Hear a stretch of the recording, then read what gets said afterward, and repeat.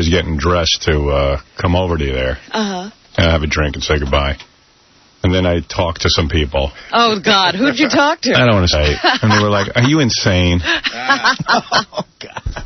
A couple of people called you insane, and I said, Robin does her own thing. Hey, I said to myself, you know what? We've been friends on another level. Say goodbye. Right. I was a little surprised, though, that you threw him the dinner, because I thought you were a little angry with him. We were yelling at each other 2 minutes before we came into the dinner. Yeah. I said, I'm still yelling at Then they were hugging last night. Well, they had a strange relationship. They tongue-kissed. Oh, please. Again, he made me kiss him on the mouth last night, and I said, all right, now, it was a little peck. I said, this will be a 3-hour makeout session the next time he tells people about it. Right. Was he going to go work for the very cutting-edge Jay Leno, who apparently just doesn't care what he does? No, he's cutting no more edges. Yeah. This is it. The edges are not are off limits to him. No, I understand he has to get right out there to start writing while bits are fresh in his head. Actually, no, he's going out. Yeah. He's leaving the day after tomorrow to go get fitted for wardrobe. Yeah. What is he going to wear, a suit? He said that he wanted to wear a suit, but they think he'd be better off in a T-shirt and a jacket. John has to get out there immediately for wardrobe. That part I didn't get. And he said he can't wait to see his office. That was the funny thing. He's getting it off. And an assistant. Oh, my God. Boy. Jay's going to all lengths to get something off this show. Oh. Anyway, getting back to the Academy Award, I hope the dinner was a great send-off. No, I was kind of contemplating going, and Beth really wanted to go, and I said, all of a sudden I snapped too. I went, well, I'm not going to go sit there and buy into this crap. Look, I said, I'm going to be bigger than all that. These people, they can't defeat me. But I did say goodbye to John Friday night. Yes. I had him over to Scores. We had a drink. See, I heard that was even weird. This is reports that I got. From John? No, from somebody else. I heard that John went to say goodbye to you, and you were at the bar. I was talking to a chick. Yeah, and John went to say goodbye. He's like, I gave him a big hug. Here's this kid. This kid. But he didn't say this. He didn't say this. Let me tell you why he's mentally ill. But he didn't say this. All right. Well, whoever said it. He's mentally ill. Right. I walk in, I see John. I know he had to leave because he was going somewhere. He had a dinner or something with his wife. So I gave him a big hug. I said, hey, John, I wish you well. Going to miss you. You know, it was great having you with us and all that, and I wish you well in your future. Gave me a big hug. Lonnie comes over. I heard John once went mental that Lonnie hugged me and didn't hug him. It meant Lonnie doesn't like him. Yeah, so, I heard something about that. Yeah, Ronnie will tell you all about that. So I hugged Lonnie, and I go, Lonnie, you better hug John or he'll think you won't like him. And John was like, I mean, the guy's mentally ill. You know that with John. He's got OCD and all these weird thoughts. Yeah, but I didn't know it went that far. Oh, yeah. Well, Howard's getting a hug. Why am I not? You know, it's everything. It's a little bit of the Jackie-itis. So I go, okay, hey, man, you know. And then we were all sitting around, hanging around, and there's chicks there, hot chicks. I'm sitting at the bar talking to a hot chick. What, are you going to spend the night with John? Yeah, I don't go to Scores to spend the night with John. I think the person that told me the story didn't see the hug. Oh. So they thought that, like, John said, hey, goodbye. So I don't know. If he said another goodbye, I was like, okay, man, take it easy. I mean. Yeah, how many times can you hug? Yeah, how many times are we going to have a goodbye? It's enough. Enough goodbyes. Leave. You know, I mean, whatever. Unbelievable. So that was it. But it was also nice just to have a bunch of people from the show get together. Yeah, that's always good. And it was fun because, you know, whether John had come last night or not, we were going to have that dinner. Yeah. Yeah, well, I heard that he wasn't coming, so I was going to go. But and then there were a handful of people at the dinner that really could care less whether John went or not. Right. There's like people that work at Howard's office that don't even really know John. Right. You know what? So it's great that you invited them. No, I didn't invite anybody. These were people who said they wanted to get together, and I said, call the people who know John. I don't know how those other people got there. But that's fine. It's nice to see people who work in this organization. Yeah. The food was good. Food was great. Where'd you have it? It's called Compass. Yeah. Have you been there? I think maybe. I don't know. Oh, I don't even know. Good. The #1 new restaurant, according to Zagat's. That's what's in the window. Look at you. Artie's funny. Artie's a funny guy because Artie got there and he had he couldn't stay late. Artie's got a big day today. He's got to fly to Denver and the whole thing. I know. He wanted to get some rest. So he goes, I'm gonna leave. So the woman said, oh, would you like me to pack up the dinner for you? Because it was on its way. And it was just a weird thing because I know that Artie really wanted the dinner, but he didn't want, but taking it packed up is just sort of like, that's a bad thing to do. Well, his mom does it for him every day. Yeah, I know. But even for me, that would have been... Even for Artie, it seems sort of weird. So he goes, I don't know. So then they brought it out. So, well, I'll sit down. Yeah, they actually walked into the room with the dinner, and Artie said, maybe I don't have to leave. And he sat down and had dinner. So then after dinner, he wanted to leave, and they go, well, dessert's coming. Artie goes, I got to go. She goes, let me pack you a bag of cookies. So Artie left with a little bag of cookies. Wow. Oh, you're the man. Yeah. But that food a lot of pull really good. I'm glad I stayed. That chicken was unbelievable. Yeah, I had the chicken, too. It was great. Artie and I had to have a little conversation last night. I had to tip him off about something. Yeah. Really? Yeah. What's going on? Should I talk about that? Do whatever. It's very disturbing to me. Yeah. What's going on? Yeah, you know what? I'm not even going to say it because we should probably... I'd like to talk to you more about it off the air. Okay, all right. All right. I got some questions on how to handle it. Nah, don't do anything. Intriguing. I know, but okay. All right. I hear you. What's this got to do with? I don't know. Artie's going. How many days are you leaving, man? I'll be gone the rest of the week. Oh yeah. What is this? A comedy festival? I have to perform at the Aspen Comedy Festival in Aspen, Colorado. He acts like it's an assignment. Yeah, he doesn't want to go. I really don't. Then how are you going? I like being here. I like my job. Why are you going? Because... Can I tell where you're going? No. This will be seen by important people? My representation... thinks, if you do well out there, it could be a big deal. And it is a very big sort of event that I've turned down in the past. But what are the odds of you doing well out there? You're going to be drunk out of your mind. People will see you a mess. And that's part of why That's my argument. No. That's part of why Artie doesn't want to go, though. Yeah. No, Artie doesn't want to go because he said to me last night, it really boiled down to one thing. He goes, you know what? I don't really know anyone out there. There's no one to have a beer with. I don't. Again, it's a very show business event, and I don't like stuff like that. And I don't ski. I know. I think Ivan Reitman's in charge of all that. Is he really? He has something to do with some comedy. HBO is involved. Believe me, I'm very appreciative they invited me. They're treating me good. It's like a first-class event. But, it's like, what am I going to get out of it? I'm on... I know, what are you going to get? I talk to 18 million people a day. I'm going to go there and be funny for 300 people in show business? Those people in show business hear you every day. Well, that's what I mean. So, but I also have a deal at Touchstone for ABC, and they would like it if I went. Which, so you got to... It is an assignment. You got to do what you got to do. And Artie's been so productive for them so far this year that he feels he should go and do something. Yeah. Oh, what a shame. But I'm going to go out there and do what I can, man. Artie's being forced to go to Aspen.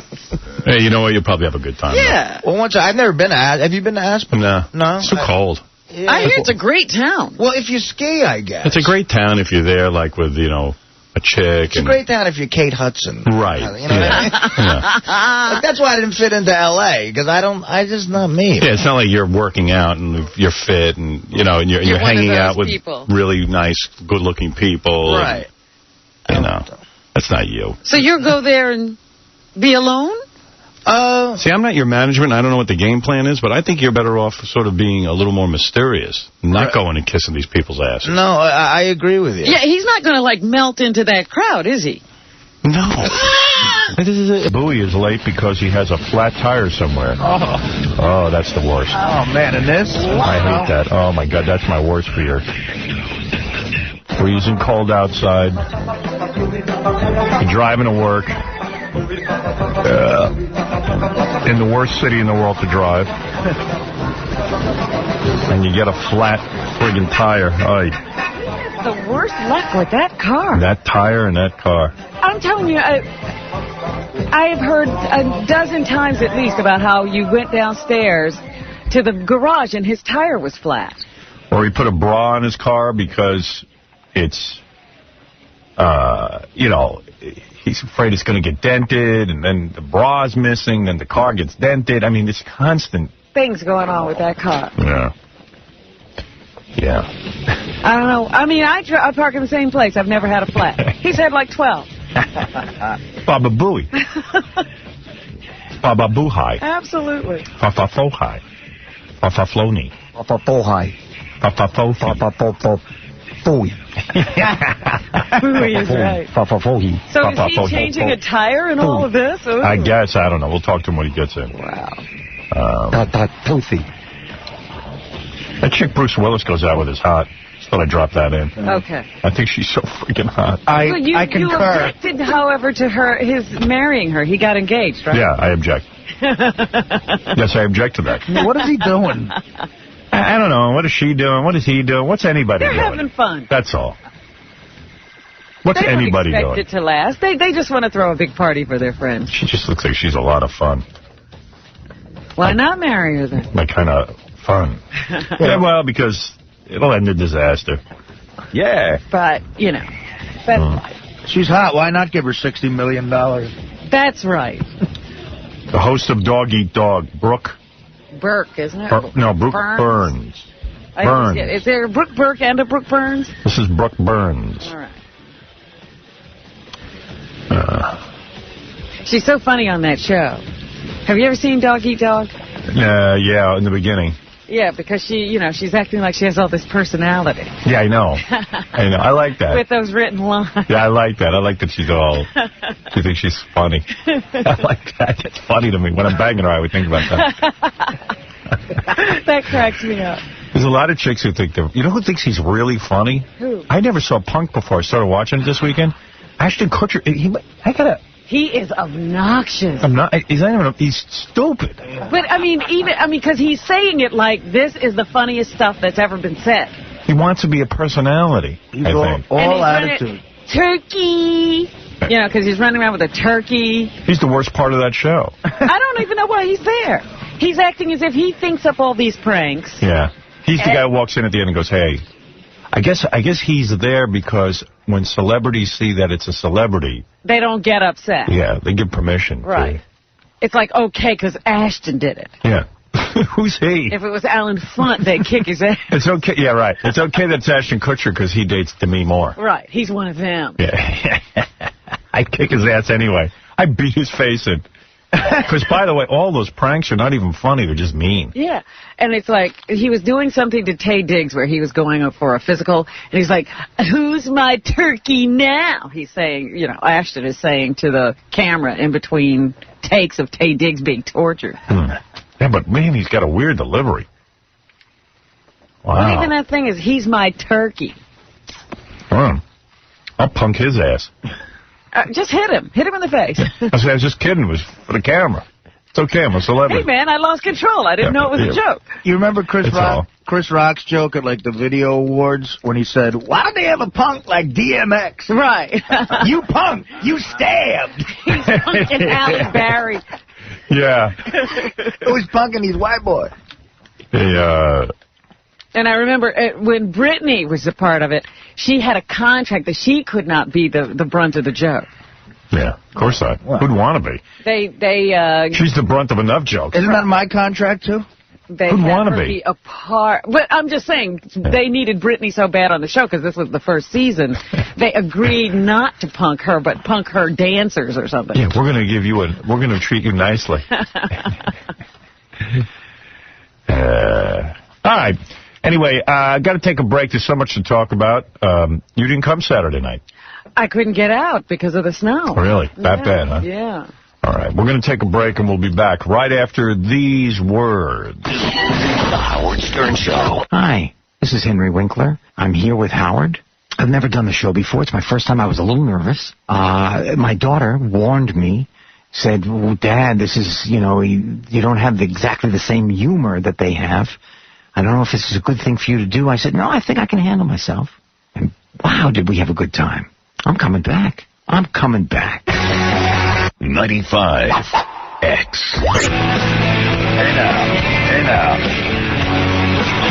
Hey now. Okay, good morning, everybody. Oh, that was fun. Hey now. Just had a nervous breakdown. Just a small one. I don't know. I've had this ongoing argument with the radio station that they could replay some of our live commercials 2 or 3 times before they ask me to do them again. And Tom says it's impossible, but it is possible. I know a great way to get it done. But we've had this argument now for, I think, 20 years. And he's working on it. Well, because anything that was done when I got here can't be changed. Right. He doesn't like to. He's a tradition guy. No, he's stupid. No, it's tradition. He doesn't like new stuff. Yeah. If Anything. you do it once, it's the way it's done. But the sponsors, that's what they pay for. They'll pay for that, too. Don't worry. They'll get a better commercial. Yeah, if it's not available, they can't get it. Yeah. No. He's something else. I saw him over at the... I went both nights to the concert. Oh, did you? You wound up... Why are you leaving? He sat there through the commercials, and then you're talking. Now that I'm talking, he gets up and leaves. Oh, I'm sorry. It's making me mental. You distract me. You either sit there or stand up. Oh, now you're back. Let's make the show about you today. Boy, oh boy. No, I mean, you got to understand something. I'm working towards something. When you get up, it throws me. But I'm trying to produce the show and sit down and be part of it. Sometimes I got to get up and move around. I'm sorry. What did you have to go do? I had to check on the status of the stage announcements that you want for this. Yeah, that's all right. You just sit down. But your people are so well trained. I'm sure once you tell them to do it once, they get it done right away. The way you train everybody is impeccable. You're a legend yourself. Thank you. Well, he is, actually. Actually, I am a legend. I'm trained like a puppy. Not really. Anyway, what was I talking about, Gary? Before you interrupted me. You were saying you just went to both nights of... Yeah, we had concerts here in New York for the radio station. We had a thing called Santa Claus. No, Claus Fest. Oh, Claus Fest. Really? I thought it was DFP. Yeah, so did I. I thought, hey, this is cool. DFP. I kept calling it DFP all the time. Yeah. Well, you were drunk. He was there. I thought he wasn't going to make it. He showed up. His show was canceled because of the snow. 10 inches of snow where I had to perform, Robin, so I took a boat in from Jersey. He was there. I went to the show. I had a good time. Yeah. So I went both nights, actually. I ended up going. You couldn't make it on Friday. I was supposed to take my daughter, my youngest daughter, to Mamma Mia, the Broadway show, Friday night. But you were going to do that. The snow was so bad that Allison and I agreed that she shouldn't be in a car coming in. So we shelved that idea. Mm-hmm. I ended up giving my tickets to a friend of mine, the great Dr. Kaufman. I'm sure he enjoyed Mamma Mia. He said he wanted to go see it, so I hope he enjoyed it. I mean, I don't know. Getting tickets, I practically had to give a guy oral. I know. It's very popular. It's been running for a long time and remains popular. I can't imagine. And my kid really wanted to see it, so I had it all lined up, and so that got canceled. Mm. Is that the ABBA one? Yeah. Right. Mamma Mia is their song, remember? Yeah, I saw that. Yeah. You got to be really drunk. So Friday night I spent some time with my older daughter, and then, because she was here in the city, so spent some time with her. It was easy to get around the city on Friday. Well, not exactly. It was messy. Yeah. You know?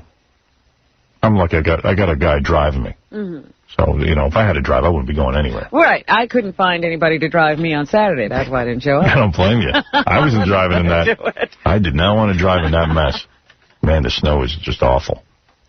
So, so then I went over to a restaurant, because the city was empty. I'm sure. That's the best time to be in the city. Yep. When in Manhattan, on a snow day, the whole place is yours. I went over to a new place. Not a new restaurant, new for me. Bolo. Ever been there? No, it's a new one, isn't it? I saw the name Bobby Flay. He's the guy I watch on the Food Channel. Right. He's Mr. That's his place. Grill. Yeah, that's his joint. Original place. And he's got Bolo now? Bolo. It said Bobby Flay, so I figured I'd go check it out. It was real good. He's good. Yeah, I ate a whole bunch of different things I never ate before. It was really good. Is that the barbecue place? No, it's kind of like I think they call it like a Spanish influence or something. Really? But I don't know. That. I just ate it. It was good. You don't know what it was. I know whatever I ate, it was good. So then I had some time left, and I got over to the Santa Claus. Claus Fest. Claus Fest. Did Santa arrive at Claus Fest? Is that... There was a Santa there the night that I was there. It was? Oh, was there? Yeah. Who was it, Cabby? It's a guy that works at the station whose name was Porno Pete. Oh, my... When do we get him? I don't know. He works in the back. He's a big guy. I just saw some big guy walking around. Is that Porno Pete? And, I didn't even know that was his name. I saw him on stage in the Santa Claus outfit. He looked vaguely familiar. I just saw a dude walking into the men's room, looked like 5 times the size of Cabby. That sounds about right. Yeah, like Porno Pete. What does Porno Pete do? I don't know, but he looked kind of cool. I think he drives a van or something, but I'm unsure. Yeah. But I know somebody goes, hey, Porno Pete's in a Santa outfit, so bring him up. Yeah, he looks wild. Got a big staff shirt. Probably from Tom. Yeah, it's cool. New uniforms. Wow. That'll get you laid at Claus. Yeah. This guy looked like Cabby, except bigger. Oh. Speaking of, guess Cabby. How was that show? Did you like it? What? What show? What are you talking about, Cabby? Claus Fest. That's what he's talking Well, about. that's what I'm talking about. No, I mean, did you enjoy it, though? I thought it Well, was that's what I'm getting to. Yeah, I mean, what, you need the bottom line that quickly? I need to know now. He's going to go to sleep. I'm going to bed. I'm going to effing bed. Tell me if you enjoyed it. He can't sleep unless he knows. Dude, I got 4.5 more hours to go. I can't just say whether I enjoyed it. I got to drag it out. He's weaving a tail. Okay. All right? Thank Like you. a long, slow kiss? That's right, buddy. Cabby pulled his pants down. You know how I was talking about stage announcements, and I hate getting up on stage and saying stuff? Right. But Cabby seems to love it. Oh, yeah. I Any love it. attention. Any attention. He's good at it. But after my rap on the radio on Friday about all the jocks just say the F word, I think Tom went and told everyone no F word. I'm sure. So he ruined it. That's not true. Because I know Julie Slater, I got there a little bit late, but Friday night, those were the first words out of her mouth. Oh, really? Was the F word. Because Tom That's sits... because Tom told everybody not to swear. Yeah, I mean, Tom is an ass. He's just an ass. Broadcast? Is there, you know math. Is there such a thing as ass squared? Yes. I mean, he could take, one of the fun things about... Ass is ass. And one of the fun things for me with one of these is when Cabby gets up there and... Director Chuck Roast about the whole... Here's my ass! Pants off and just showed... He cracked it. He cracked a big moon. Cracked a big smile. Like a big open moon. That was a big Christmas moon. A big filthy moon. You saw the dark side of the moon? So it wasn't the top of the crack, it was the whole ass? The whole ass. Claus Fest, here's my ass! Well, we were saying on Friday... Hey, Claus Festers! If you suggested that Cabby get naked, he would. But a conversation between Tom and our program... It's because Tom told everybody not to swear. Yeah, I mean, Tom is an ass. He's just an ass. Broadcast? Is there, math. Is there such a thing as ass squared? Yes. I mean, he could take, one of the fun things about... Ass is ass. And one of the fun things for me with one of these is when Cabby gets up there and totally melts down. Yeah. Because he just so badly wants to, get the crowd on his side. He starts doing anything. And I love that. Yeah, you... The whole cursing thing. Yeah. And Tom said to Chuck, don't you think that cursing for the sake of cursing's sake is bad, and that we have a lot of kids there? And then Chuck Rose said, well... Kids are sitting in the audience beating the crap out of each other. You know what? So Chuck Rose said, listen, what the bands do a lot of times is, is 10 times worse than what any of our jocks will say. So he said he wasn't a fan, our program director said he wasn't a fan of cursing for the sake of cursing. I am not a fan of cursing. But if you curse once in a while, it's okay. It's like a limited amount of cursing. Oh, everybody got 2 curse Well, I used just one. or something. And I told the audience I was saving my one for the best, for when I needed it. I guess I didn't use any. I subscribed to Tom's rules. See there? I didn't break the rules. You just asked people to throw drugs on stage. Yeah, I think Tom was upset with me. Artie and I were backstage goofing on the fact that, when they ask you to get up and introduce a band... No, wait a second. Hey, Tom. Oh, he's gone. When they ask you to go up and introduce a band, I hate that. I hate getting up in front of a crowd. And I know people think that's weird because I'm on the radio, but I hate it. I hate talking. My mom once made me get up and give a speech to the family at a bar mitzvah. And my niece's bat mitzvah. And I couldn't even do that. I hate getting up and making any kind of announcement. Why do you hate that, though? I just think it's silly. You know what I mean? It's like, I like this. I like talking to people. When you have to get up and go, hey! When you're screaming. Yeah, like you're screaming. God knows what they're interested in. Well, first of all, they turn off the monitors when we talk. Yeah. So I can't hear a goddamn thing. Somebody's shining a bright light in my face. I couldn't walking out on stage. I couldn't see anything. I couldn't see in front of me, and I felt like I was going to fall down. Whoever was working the lights of that show was a maniac. I went crazy. Stained was great. Yeah. Couldn't see him. They had him in the dark. They did this great. The whole time, I turned to John and Artie and go, are they going to put the lights on these guys? I came to a concert to see them. I think they kind of do that on purpose. Bull. No, some bands do that now, like Tool. If you go see a Tool concert, You don't see anybody on stage. Well, it's all about the music. You know what? Then I'm gone. I left. Yeah, that's what you want. You go to see something. I said, I swear it was like watching the TV show Angel. I can't watch it anymore. Hey, Tom. He was awesome. I'll get to that in a minute. Tom. Yeah. What's up? What's up? I just like you get your facts straight. Okay. Tom did not give instructions to anybody not to curse. Tom did have the conversation with Gary there about, cursing for cursing's sake. But I gave nobody any specific instructions on what they could and couldn't do on stage. I don't believe him. Did you like my Why would you even have that conversation? What? Yeah, why would you have a conversation that you don't like cursing for cursing's sake? I had a conversation with Rob, and Gary happened to be there. But, I mean, why would it even come up? It comes up because he wants... You asked me a question. Can I give an answer? He wants the program director to sort of convey these feelings. He wants to indicate that he doesn't think Gary was standing right there. Was that conversation a conversation, or was it a dictate? No. Well, no, I'll tell you something. It was a conversation, but I did. Okay. But if I were Rob, I got the idea that in conversation it was something that you didn't like. Yeah, if you hear that your boss doesn't like cursing, what are you supposed to do? Right. Cursing for cursing's sake. You get up there and just say. When is cursing not for cursing's sake? When is it appropriate to use cursing, Tom? It's never necessary. You're thumb with a hammer. Hey, Howard, on my album, the first album, I actually cursed on one of the songs, and Tom told me, so I go, why curse on the record? What's the reason for that? Because Tom is mental. Wait a minute, is that John Novo's Melendez? Yeah. I tell you, what Tom does... There's only one person booed at Claus Fest. I wasn't booed. Yes, you were. Hey, Tom. I think you were, John. Who cares? A nice shirt Saturday night, by the way. Thanks a lot, John. I'll come to you for hints on how to dress all the time. Tom had a button-down shirt, Robin, with two little guitars on it. Oh, button-down shirt. I want to hear more about the John Bowen. Tom had his rock and roll shirt on. Yeah. I had a shirt that was given to me by the Hard Rock Hotel and Casino in Las Vegas, and I wore it, and it kept me nice and warm. So that's got to be rock and roll, right? Yeah, it's hard rock. What was the decision-making process on what shirt to wear to the concert? I just kind of winged it.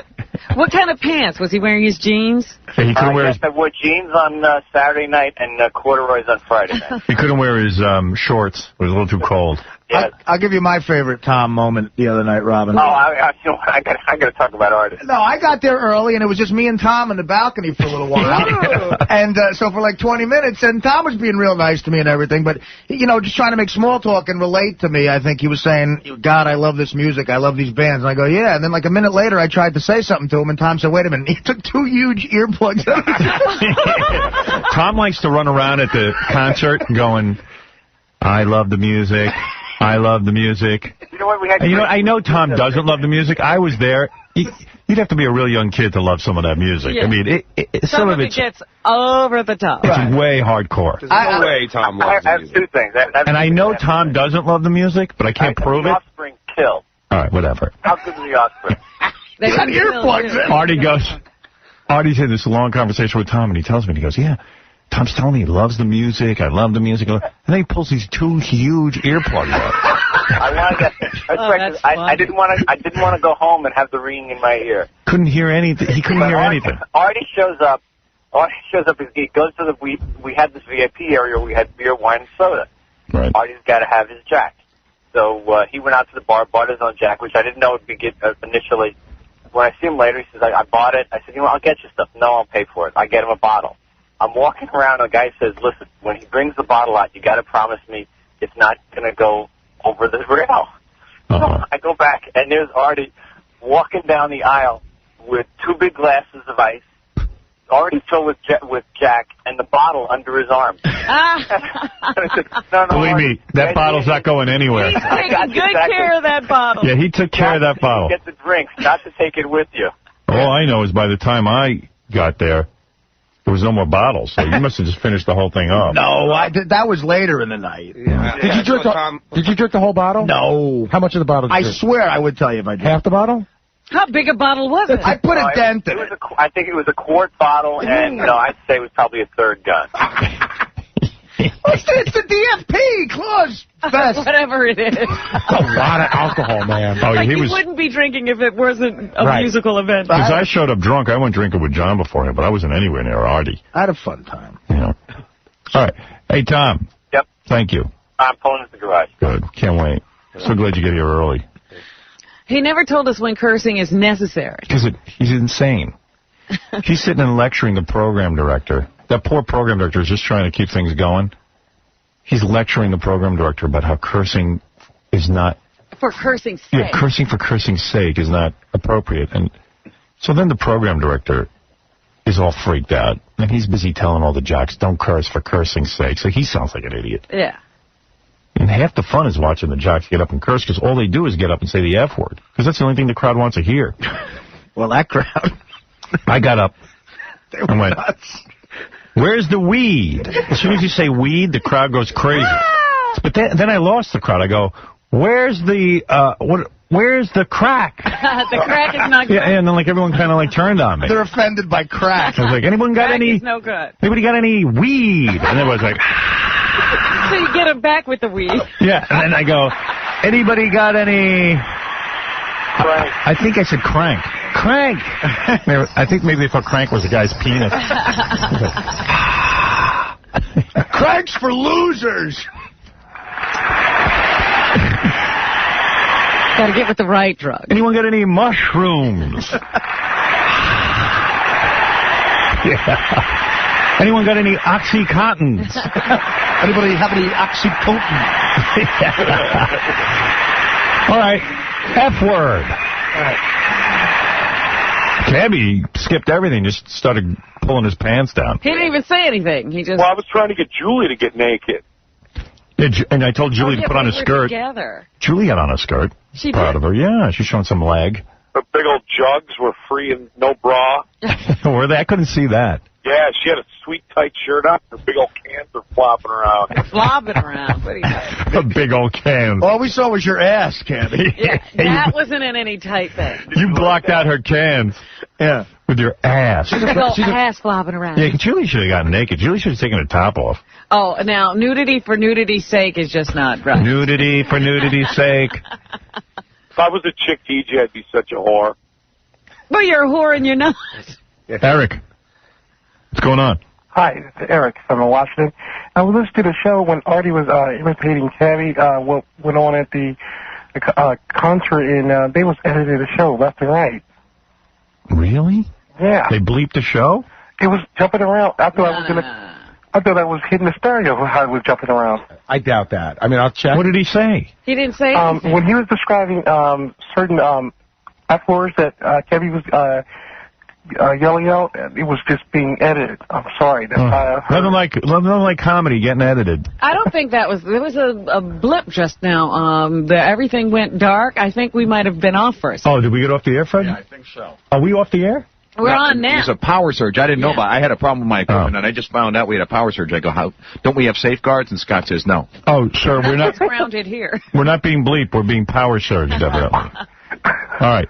Okay, thank you. Don't get me crazy. That gets me crazy, too. I hate being off the air for a second, because some comedy gems were released. Artie, could you go back over that whole thing? You do your whole rap again. I said ass. What is it? I think my favorite was Tom saying, "The Offspring killed." Oh, he's such a douche. Why doesn't he admit he's too old to enjoy the music? Right. What do you think he really listens to? The Offspring kind of juice. Yeah, I mean, I'm sure it's classical. Or... The Offspring killed. Johnny Mathis.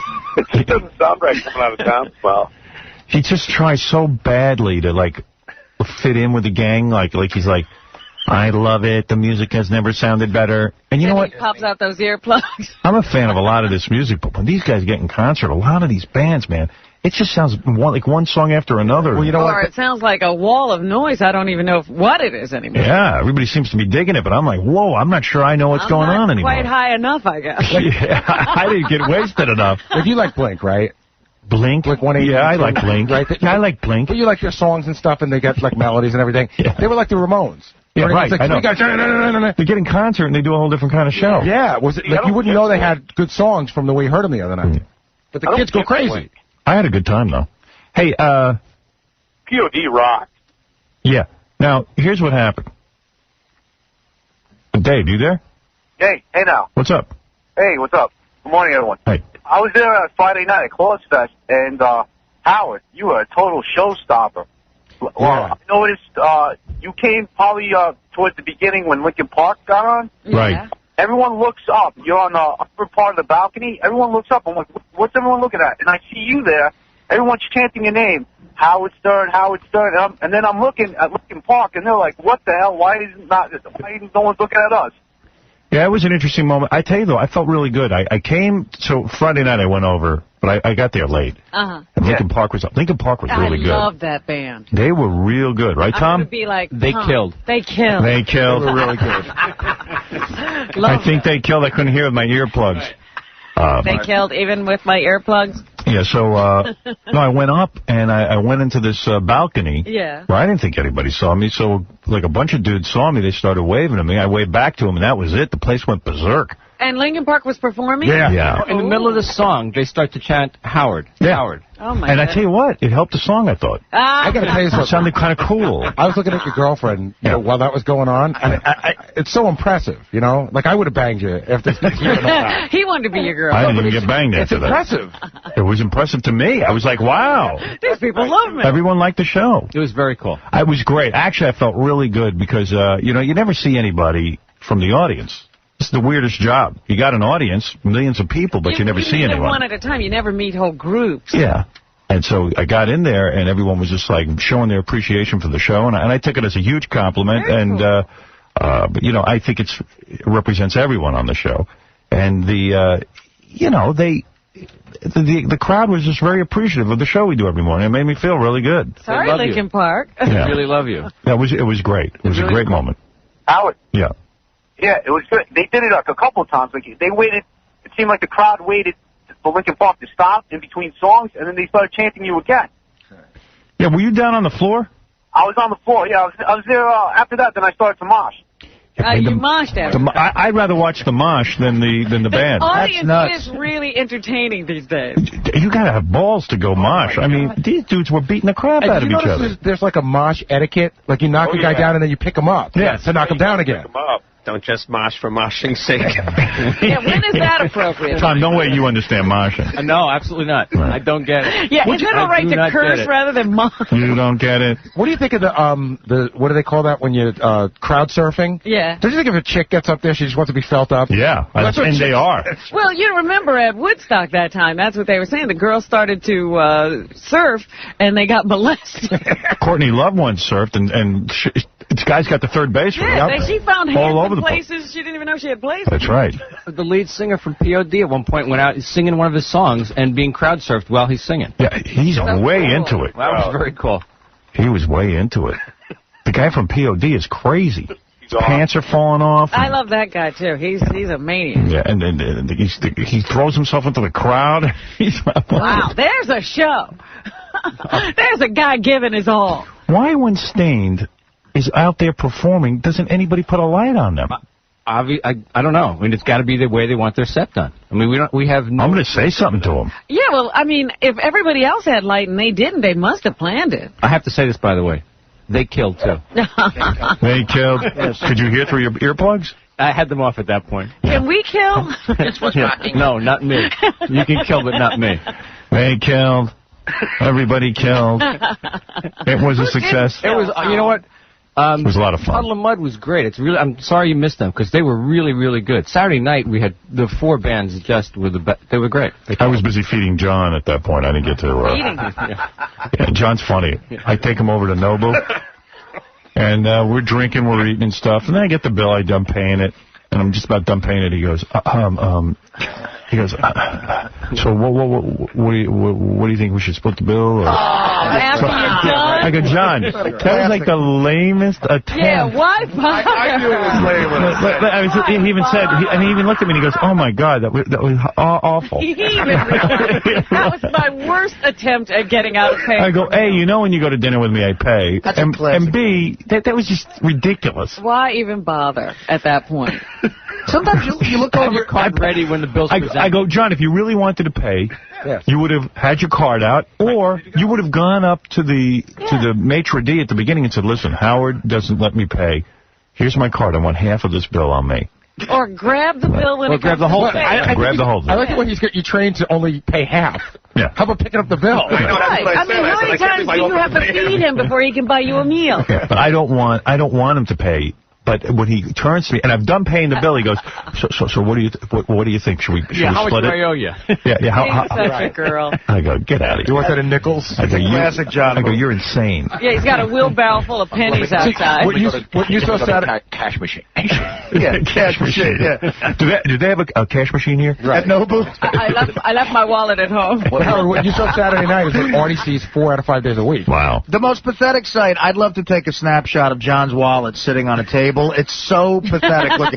Because it's like this thick wallet, but there's nothing in it. It's Right. all What pictures. is all that stuff? And what's in there? There's one wrinkled single dollar always sticking out, like breathing, trying to get some air. You know what the funny move is?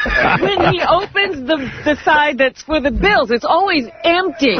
Yeah. When he opens. You borrowed money from me last week. He always opens it and there's nothing there. It's like a big crevice. I paid for Artie. We were driving home Friday night.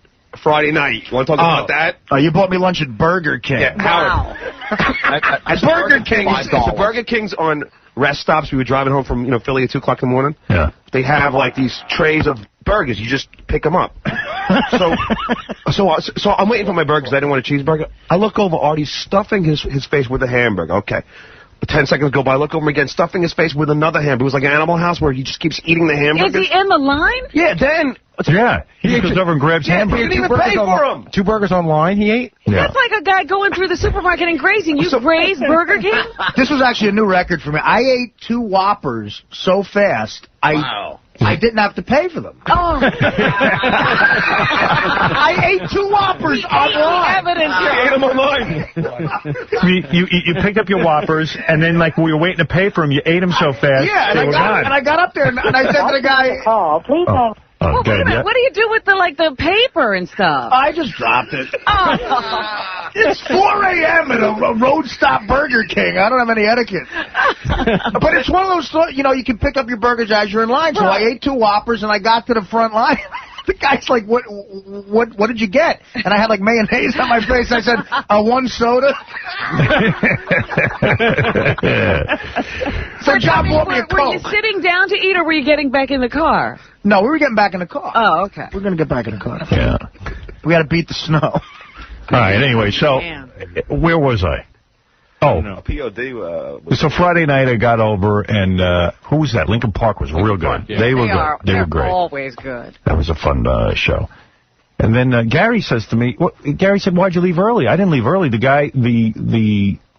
guy who is in charge of security said, "If you want to get out of here, if you wait till the very end of the show, you're not going to be able to get out." Yeah, you know what? I think they had 3 more songs left, but I think you saw 3 songs, so it just seemed I wasn't sure what. What, you got there, saw 3 songs, and left? They were the last band. I was with my daughter most of the night, and then when I left her, I had to go get something to eat. Got something to eat, ran over to the Claus Fest. Oh, so you were used up most of the night anyway. Yeah, so I thought I'd just come over and see what was going on. Went over. I must have seen about, 6 songs. Not 3. I swear, I thought you were there. You didn't see me till I was there for a while before you. And then the guy said to me, "You should leave now because they're doing their last song." Oh. So they were good. The security guys were good. So I left. I knew I was coming back anyway Saturday night. So I went to dinner with John, and we drank. John was explaining to me how to drink so I don't get a hangover again. Oh, he was coaching you on drinking water between? Yeah. He was coaching me during my drinking. Now have another glass of water. Did you wear your rock shirt both nights, Tom? I couldn't tell. No, I had separate wardrobes for each night. Yeah. I rotated. Had a, What was the other shirt? He was a little bit of business on Friday night. I said cords and a black turtleneck on Friday, and then, the Hard Rock shirt and blue jeans on Saturday. It doesn't matter what he wears. Beth said Tom is so good looking. Oh, really? So beautiful. Yeah. And she's so nice. She is so fabulously nice. We had a good time. You two would make a nice couple, Tom. She's cool. I really like her a lot. Yeah. She likes you, evidently. So he says Tom's so good looking. No. Oh, yeah. She thinks... She comments on it every time. She says that about John, though, too. Jealous, John? Oh. She thinks John's good looking. Really? Yeah. Really? My wife likes John, too. I don't know why, but John came up in conversation over the weekend, and I think I was telling her how John got booed when he went on stage. And, Tom, let's bring up you on stage. We'll see what they'll do to you. Okay. I have no problem. I'd be happy to. I have no problem. Especially with that shirt that you were wearing. Yeah. Oh, yes. All right. The rock and roll. Right. Why don't you come clean, though? I know you don't enjoy those concerts. I do. I don't believe it. I do a lot. I think you like hanging out with everyone. I don't think you like the music. If we went into your car right now, what CDs would I find? What do you listen to? My son has loaded the car for me, so I'm not sure. Oh, I'm in Tom's car right now. Phil Haley in the comments. I think you'll find Coldplay and the single CD, and then you'll find I'm Trying. Varied. He makes his own mixes for me. I don't believe you. I swear to... I know you don't listen to that. I do. This sucks. Is this Offspring? This kills. Tom can name 5 Offspring. I would love to see this go into an Ozzy Osbourne song. Yeah. What is it? No Respect? I don't know the titles of the songs. No, that's Aretha Franklin. But I could stand there. You had a good time. And sing them. You had a good time. Were your earplugs in? Leave Tom alone. All right, so anyway, killed.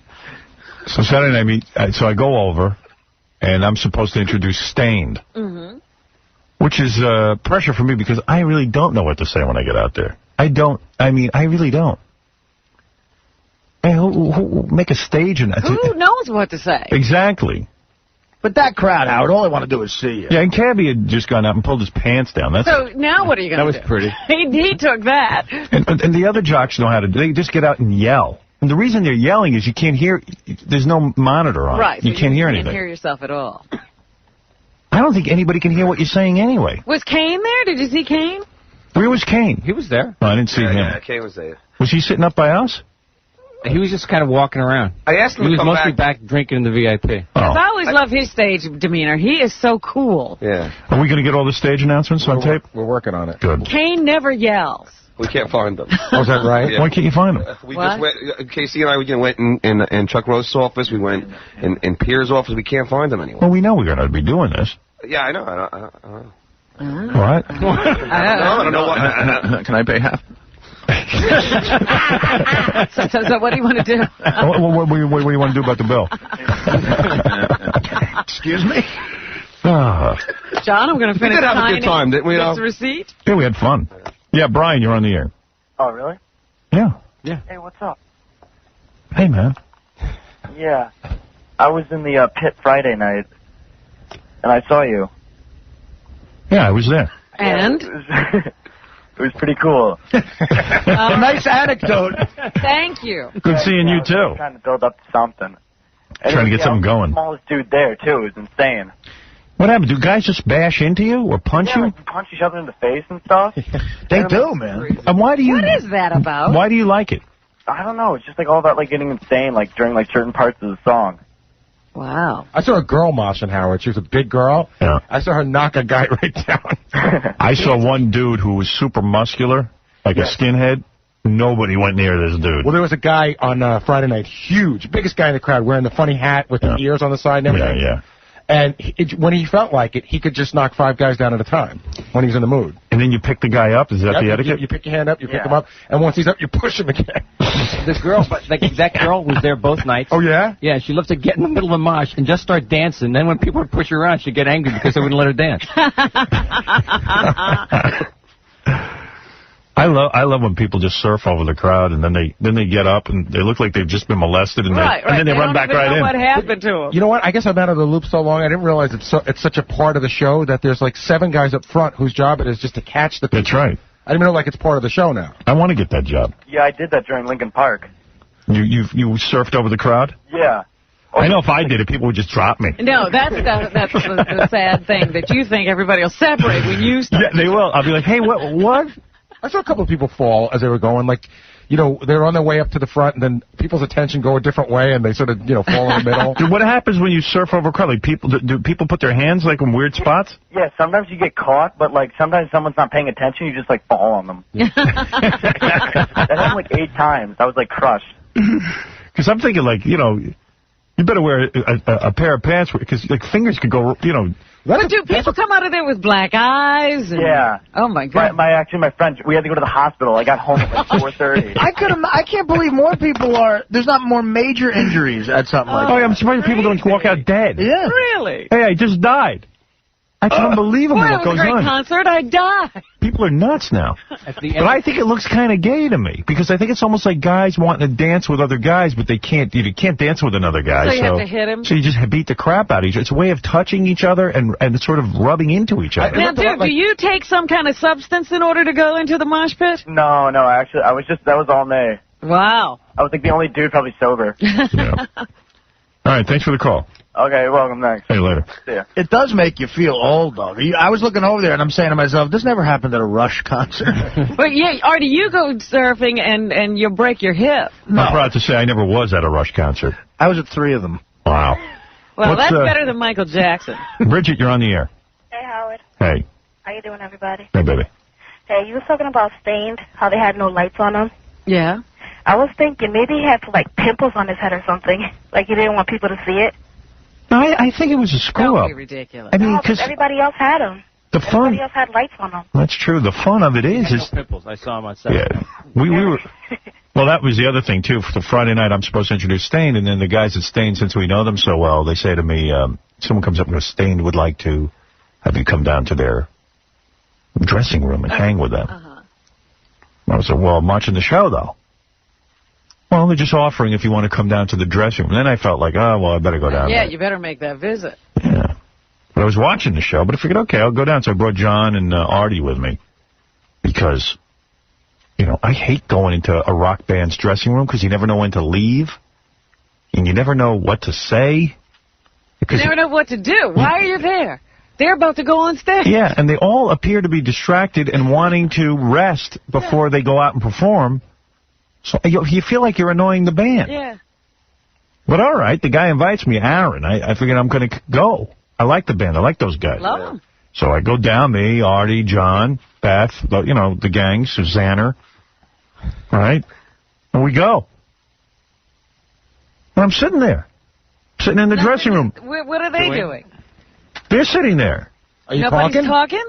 Well, we talked, but I felt like I was putting pressure on these guys. I mean, I was like, don't you guys want to rest up before the show? No, it was weird. Are they offering you to drink or something? No, they offered me some food. First of all, their dressing room is decorated like so cool. It looks like an opium den. Right. Oh. And I guess that's in their rider. Where they appear, you have to have the room decorated properly.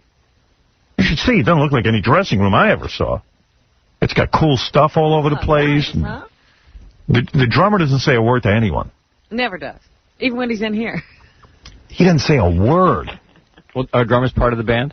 Yeah, I guess so. Drummers aren't musicians. Yeah, that's the joke. So and then one of the other guys, the bass player, he doesn't talk at all. The guitar player is a big fan. The guitar player is a big fan. He's a good guy. And so is Aaron, the lead singer. Yeah, they're good guys. They're easy to talk to, too. The guitar player's wife was there. Yep. Hot, man. And she's hot. Yeah, I met her like 5 years ago, and she's still hot. Good. Yeah, oh yeah, she's way hot. Yeah, big breasts. Yeah, I mean, the little mini skirt, belly shirt. She's got to keep herself together. She's married to a rock star. Yeah, I was like, whoa. I never figured that dude was getting that kind of action. Really? They're a big band, man. Yeah. They've gotten very big. Real big. He married her, though. So the party stops there. They all got married, though, didn't they? Yeah. But I like those guys a lot. Stained. And they were real good. Yep. Their music was impeccably done, but you couldn't see them. No lights. I think it's fair to say they killed. They killed. Thank you, Tom. Yeah. So we had a good time. And then I went home. So then I decided to go home, and I'm going to drop Artie and John off. They went. I thought they'd go to bed. They're going out to a comedy club. Or did you go to Scores? No, we go to the Comedy Cellar and just hang out and drink. They went to the Comedy Cellar to drink more and hang out with comics. Wow. Yeah, no, that's John's whole thing. John goes to this place and sits around with comedians, and they talk about, it's almost like the round table. It's really fun. We have a great time. It's like Colin Quinn, and who are the guys you hang with? And they tell their stories on the road. But who do you hang with there? Modi and DiPaolo. Nick DiPaolo's always there. And Colin Quinn sometimes? Colin Quinn. It's all comics? Greg Giraldo. Oh, they all sit around and drink. And talk about comedy. Yeah, but we all just goof on each other. It's fun. Everyone just goofs on each other. All right. And what time are you there, though? I think I got home at 1, so Artie must have... Artie, right before we go home, Artie goes to the pizza place, buys 5 slices of pizza. That's my favorite pizzeria. On 3rd and McDougal, Ben's. It's called Ben by Frank's. It's got a yellow awning. And if you catch a Sicilian right out of the oven there, the middle slice, like the mozzarella just drips all over your hand. He even knows which slice you should. Oh, you get a middle slice right out of the oven. Artie was so mad, I asked him for a slice. He looked like he wanted to kill me. Hey, Cabby, you're on the air. He took a slice. Yeah. You know why they don't have the lights on? Think about that spotlight that was on your face. Yeah, but you got to be able to see the band a little bit. No, I know, but they've been smoking all day. It's like the whole scene, He man. knows nothing. He hasn't any inside information. A theory He's that's just theorizing like the girl with the... No, I was backstage after the show, and they were still smoking. So, what does that got to do with the lighting? Exactly. Well, smoking weed? Bright light in your face when you're all basted out on some great marijuana. They weren't smoking weed. Oh, dude, are you kidding me? Oh, maybe one of the guys was. Oh, No, they all were? They love it. Oh, maybe that's why they didn't want bright lights on, because of weed. Yeah, but you can still light yourself. Dude, I mean, I've seen plenty of guys high on stage with lights. I didn't see Aaron. I didn't see smoking anything. The guitar player wasn't smoking anything. How do they play when they smoke that much weed, those guys? I have no idea. I'm telling you, they don't. The guitar player didn't smoke anything. Dude. Not the guitar player, but... There was, you know what, they're good guys and stuff. There was one time that they were here, and the closet opened up, and the smoke and the smell came out. When I get high, I can't even smoke weed. Well, honey, if everybody had a reaction like you, it wouldn't even be a drug that people knew about. I don't know how people smoke weed and do anything. I think it's like... they have to commit me to a mental institution when I smoke that weed. The weed they make nowadays is insane. But if you did it you want to eat or have sex? But how do these guys go out and do a perfect show with weed? It relaxes them. Impossible. Seriously, you didn't have like a little bit of a contact high walking out of that dressing room? Weed messes me up more. Weed messes me up more than drinking. Oh, it makes me silly, too. But there was definitely weed in that dressing room. But there's some people who can handle it, especially people who do it regularly. They sort of build up a tolerance. I could go out there and play. Smoking a joint as big as a cigarette after the show. I'm sure they're really happy you're publicizing this. They don't care. They talk about it anyway. Talking about Tom. Is it like cursing? You shouldn't talk about that. Shut up, you. I'm talking about the band, the weed. All right, thank you. I gotta move on. I don't know. I'm in hell. You're in Clausfest hell. I'm in Clausfest hell. Anyway, so that was that. Stain was really good, though. They were great. They sounded awesome. Yeah, had a good time. So whatever they're doing works for them. I like when the station has these concerts. Are they expensive to put on? Yes. They are. Break even? Or you lose money? Break even. Yeah, but it's good for the image of the station, right? Charity will benefit. I mean, there'll be in fact, we're going to give something to Life Pete. No, thank you. But I didn't think you did anything that didn't have a profit. I'm shocked. You sure there's no profit in this? I said it was none. All right. Yeah, that's what I thought. Yeah, breaking even means he did make a profit. By the way, 2 Jack and Waters were $16, Tom. Hey, I bought you the bottle, man. I tried to take care of you. You did. That was a great video. I wish I had a picture of that. Very nice of you. All right. We got to take a break so Tom can pay for all this. Can I say one thing? Right. I mean, there's 3 guys from the venue who really kick ass for us and we do all of our shows with them. Bruce LaCursi, Dan Parisi, and Jim Glancy really work hard. You got to be kidding me. No, seriously. You're giving shout-outs? Yeah, I got it. I felt compelled to do that. It's the Academy Awards. Hey, it's my thank you. You know what, Tom? Buy a spot the next time you want to say my something. cousin's birthday. Listen to that one. Yeah. All right, we got to take a break. So they need some more broads in there. King of all blacks, yes. Yeah, Howard, Jason is pissed at me, and rightly so, because I didn't show up for the round table the other day, but I wanted to explain why I didn't show up. Let me hear. The reason was, it was my birthday, August 16th, and I didn't think I was doing anything for my birthday, so I told him a long time ago that I'll be there. I love coming down there. And my sister-in-law leaked to me like about 5:30 that afternoon that my wife and my daughter and a couple other people had this little surprise birthday party for me at this little restaurant here in Jersey. So when I found that out, I didn't have my phone with me. My phone is jacked up. I'm actually getting a new phone today. And I couldn't call Mutt or anybody else. So, you know what I'm saying, I'm not an unreliable guy. but they said I'm banned from the show. And, yeah, well, let me tell you how I feel, King, based on what you've said. You should be banned from the show. I enjoy you very much. I think you're a great guy. But as far as Superfan Roundtable goes, it's an honor to be a fan and be asked to be on one of the channels. Look, Joey's fighting for the job of host at such a great job. Yeah, I mean, you know, and they only choose like 4 or 5 people who sit there at the round table with Mutt. And Mutt, you know, chooses the people. And it's a bit of an honor. And this is already the second time you didn't show up, I understand. Is it the second time? Yes. And listen. What was the first excuse? I don't even remember, but this time was that's what happened. I love what happened the last time. You remember? No, I can't. Listen. If I remember, I would tell you what. If I didn't come down there, so you've already missed twice. So in other words, so you're not a reliable guy. No, listen. I'm very reliable. No, you're not. I've never showed up. I mean, you know, work in 20 years. You know, that's work. Look, here's the thing.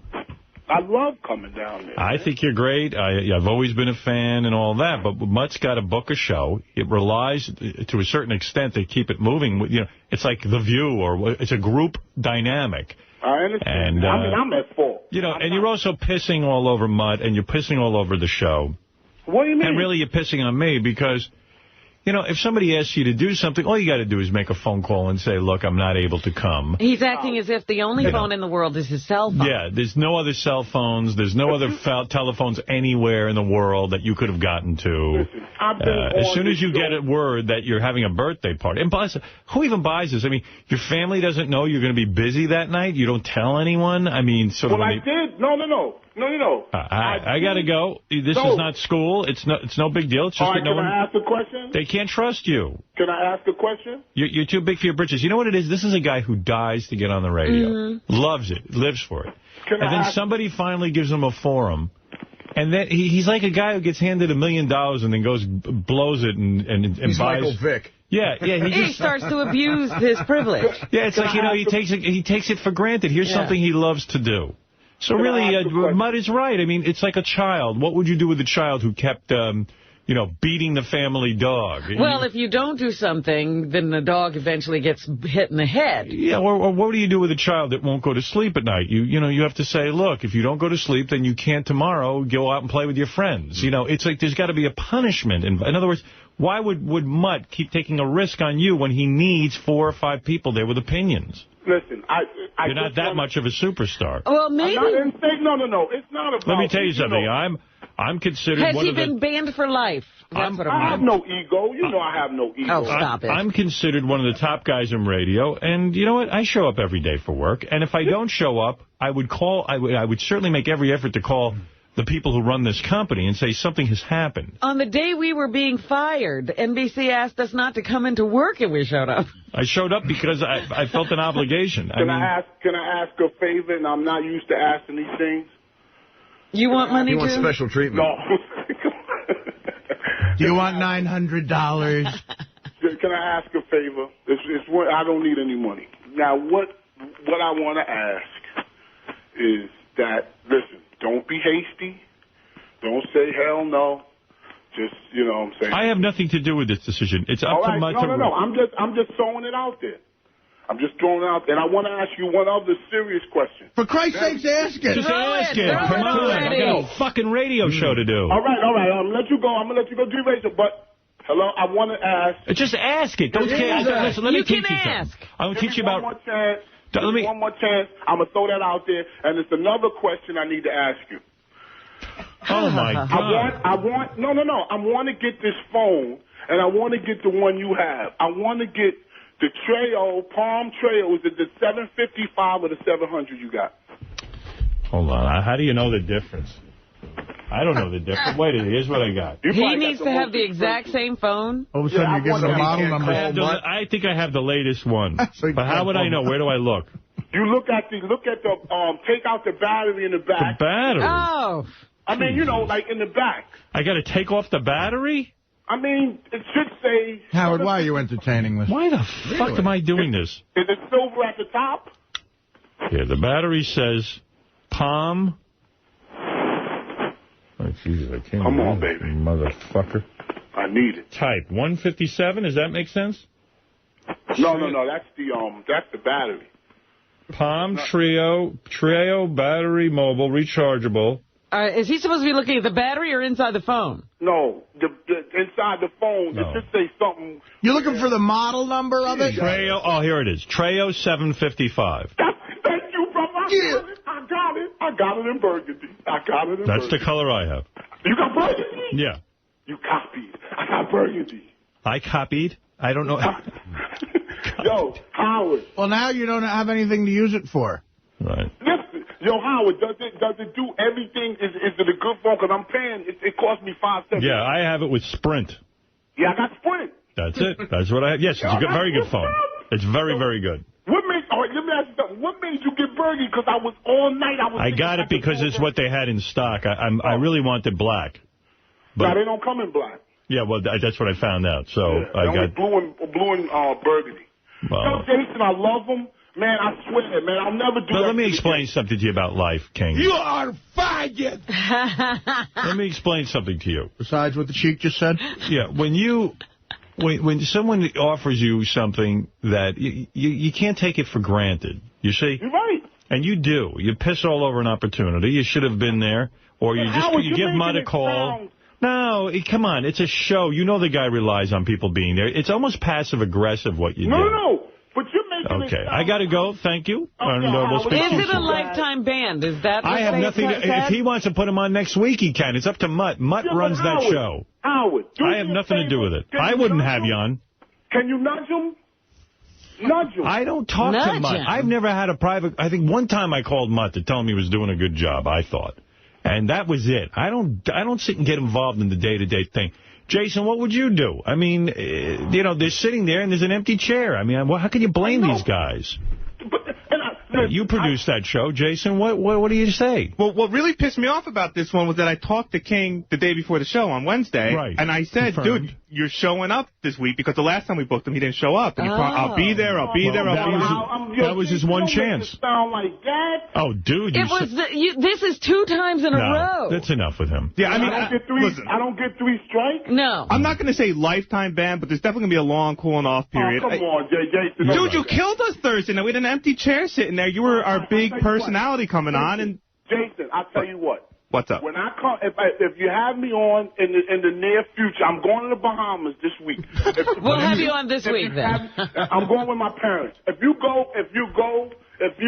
have me on in the near future, I will bring you something down there as a surprise and a sorry gift for you that you won't. All right, thank you, King. That doesn't work. You don't pay off, Jason. This isn't payola. And Jason. What is the gift, though? Yeah, right. What are we turning down? He has lots of cool stuff.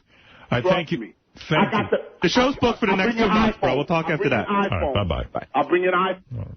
All right, you're on. No, Jason understands that when you have a show that's reliant upon a couple of guests to talk about things that went on for the week, you got to... Twice in a row. That's crazy. Right. I mean, that's, once, okay. 2 times already. What the fuck do you want from people? You're not into it. What happened to you, man? Where you been? Hey, man, what's up, man? I just wanted to commend you on your interview with Old Dirty Bastard. Had us rolling in my house last night. Did they rerun that one? Yo, Howard, man. How the fuck can you be so funny interviewing somebody? Yo, we had about 8 of my friends in there. They was hollering. 3 of them was like, I'm going to go get serious tomorrow. Old Dirty Bastard is the funniest. He was the greatest guest. And little bro. And you know what happened with Old Dirty Bastard? The last time I interviewed him, it was a great disappointment because he brought in a guy with him. Damon Dash, who sat there and basically told Old Dirty Bastard not to say anything. He was like that lawyer who sits with somebody who's being questioned by Congress. I didn't know that because he had his head down and he was looking nervous. He was looking nervous, but he was answering the questions, but he looked like somebody had told him not to say anything. Well, I don't know which interview you heard, so the one with Damon Dash was not as good as the one that was the original. Oh, man, I don't know which one it was, but it was fucking hilarious. He's the best. He was the best. And the one with the Milton Berle, you should go back to that hairstyle.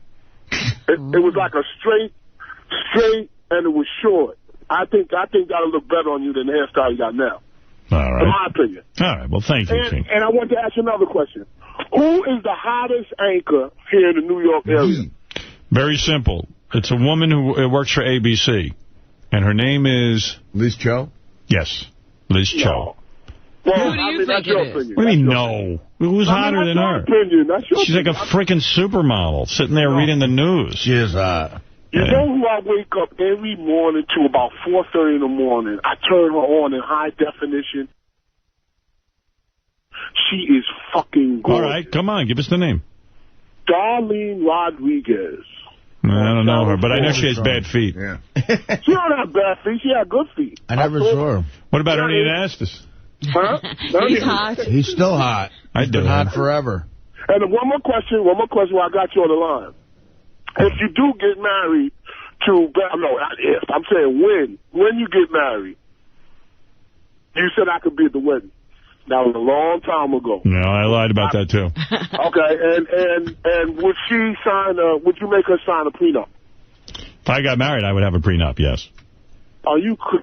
That's not right. All right. Well, then you don't have to marry me. He's not marrying you. Sounds right. Sounds right to me, King. You loved her. If you loved her, you wouldn't make her do that. I'd make anybody do that. I think the marriage laws are ridiculous in terms of how they divide property. I think all of that should be settled ahead of time. Absolutely, for every person. And I'm not talking about people with wealth. I'm talking about anyone. You know who gets hit the hardest in divorce? Me? Police officers, firemen. Garbage men, people who rely on a pension. The regular guy. The regular guy who's making 30, 40 grand a year. These are the guys that get wiped out. Paul McCartney loses $62 million. He didn't. Heather Mills has said that there has been no settlement. 62 is not enough for her. No, it was an erroneous report in the World Report that she had agreed to a $63 million She should get settlement. nothing. Zero. Wow, she's clearly holding out for more. Yeah, good. She has denied signing off. Could you imagine? So what's the percentage? What's the percentage of you going ahead with this? I'm not going ahead with anything. Robin asked me a question on the air, and I said that I would consider marriage. Yeah, and why are you so upset? It's like an Artie thing here. Right, sets me off. It's a hot button. It upsets me. And I wanted to ask you another question. Here comes Howard. You know, you ask questions and then you don't want the answer anyway, so why do I bother? I already know the answer. Go ahead, just answer. Well, then just ask questions. All right.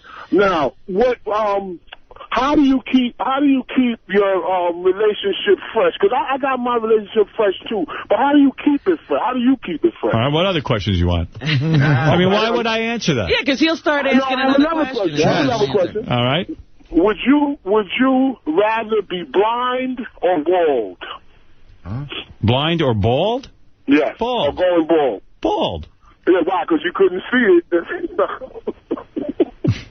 Okay, one more question. Why would you ask questions and not want answers? This is the most bizarre phone call. No, you have to answer this.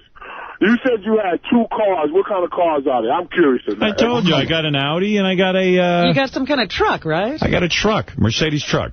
I thought you got rid of the Audi because it was flooded. Yeah, no, but Wayne Siegel over at Legend Porsche Audi got the car all fixed up, and it's been running great. Yo, Howard, you got to be fucking kidding me. All that money you got and you went and got the car repaired? They put a brand new engine in, yeah. Yeah, I did. I don't believe it. Yeah, what do you mean? Because when it runs out of gas, I go and buy a new car, too. That's what I should do, right? All that money. Why should I bother refilling? Why not just order a new car full tank? Every time I run out of gas. I mean, what do you mean? You got it like that. The car was covered in my insurance. You wouldn't do this shit. No, that's crazy. Wayne called me up and said the car it's got 3,000 miles on it. I can just throw a new engine in there and it'll be fine. It's brand new and I love the car. Why would I get rid of it? He didn't try to sell you a new car? No. In fact, he said to me, if it was up to me, he said, I'd sell you a new car, but this car is so good. He's a very honest guy, and he just said it would make sense. You love the car, and why would you get the car is like brand new. If you put the engine in once, King, and it's working, well, I can see if you continue to have issues with it, but if it's working, what the fuck? It's working great. Yeah. That's it. You know what? I hear you. I don't know. I don't know what you want me to do. Go out and buy a new car every time something goes wrong? Yes, he does. Okay. He wants you to. Not every time it goes wrong, but, I mean, if a flooded engine, I think, I don't know. You got it. I mean, I'm not going to count your money, but, I mean, come on. Yeah, but you are counting my money. Everyone in the world is counting my money. I've turned on financial shows. They're counting my money. They want to only know what I've got. It's easy to count. It's all over the place. Oh, I know why you didn't buy a new car. Because cars ain't a big thing in your life. You know what I mean? It's not like you know what I'm saying? I have very few things that are big in my life. What's the biggest material thing in your life that you enjoy? Like materialistic, huh? My home. Okay, so your home is crazy. No, not at all. It's just a very nice. I enjoy living nice. You know, that's it. I don't really go anywhere. Ask Robin. I don't travel. I don't really have many needs in terms of he doesn't cars. like to acquire things. How many floors? Watch guy or anything like that. How many floors are in your house? How many floors? Like when we come in, I'm serious. I have an apartment. I have one floor. One floor, but how big? Does it have columns in it? No. A column? Like, you know those things like in the middle, like columns, like, you know, the long columns. No, it has walls. Well, it's an apartment. It's like a regular apartment. It's a big apartment, King, believe me. You walk in, there's a living room, a dining room I converted into my office. Okay, wait, okay. I have a kitchen. I got on my boots or whatever, and I take on my boots, and I open the door. What's there? I just want to get a glimpse. What's there is a hallway. Okay, a hallway. We come in. That's right. It's a foyer. A foyer. And it has a chandelier there? No chandelier. Just a regular light bulb with a thing over it. He has a Moen chandelier. I'm being honest. Ask Robin. She's been there. You way past Moen, nigga. I know you way past that. I'm not past that. I don't know what you're talking about. I walk in, there's a foyer to the... You up to Levica. I know you got Levica shit there. But when you come in, it's a foyer. There's a foyer. And then you walk in, and then to the right, to the immediate left is a bathroom, what they call the guest powder room. You know what I mean? A guest powder room, but you don't have no half bathroom. You don't have no... I mean, you might have a half bathroom, but it ain't no... It's a half bath. It's not a shower. It's just it's a toilet and a sink. How many people can fit in that powder room? Now, be honest. 2? God, fucking 2 or me and you, King, by ourselves. No, I'm Robin, I don't think you can fit more than 2 people. No, you wouldn't want to. Why? Okay, let's get over that, because I don't... It's a very, very small bathroom. What color is it? What's the scheme? What's the scheme? It's like it's a glass floor. Glass? Yeah, but like it's not real. It's not. It's like a. Yeah, I know. It's like a shiny. Yes. I know. I have a toilet that is a prison toilet that was from prison. Oh, that's hot. Yeah, with the inside. A metal toilet. Yeah. Okay, which was a mistake because it's very hard to get a seat cover. They don't give you seat covers in prison because people rip them off. You don't need that. That's the real shit. Of course you need a toilet seat cover for women who want to sit down and piss and shit. You know what they do in prison? They have, it's almost like, you're right, you can't take it off.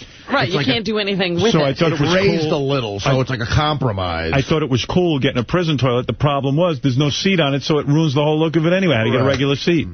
So it was a dumb idea. But I would say, King, I would say Howard doesn't lead an extravagant lifestyle at all. I'd say the most extravagant thing he does is probably the limo thing. You know, driving in a limo. That is something. Other than that, it's not really that crazy. Like until we go up to the Hamptons, then it gets crazy. Well, he's got a house, you know. I mean, a lot of people have that.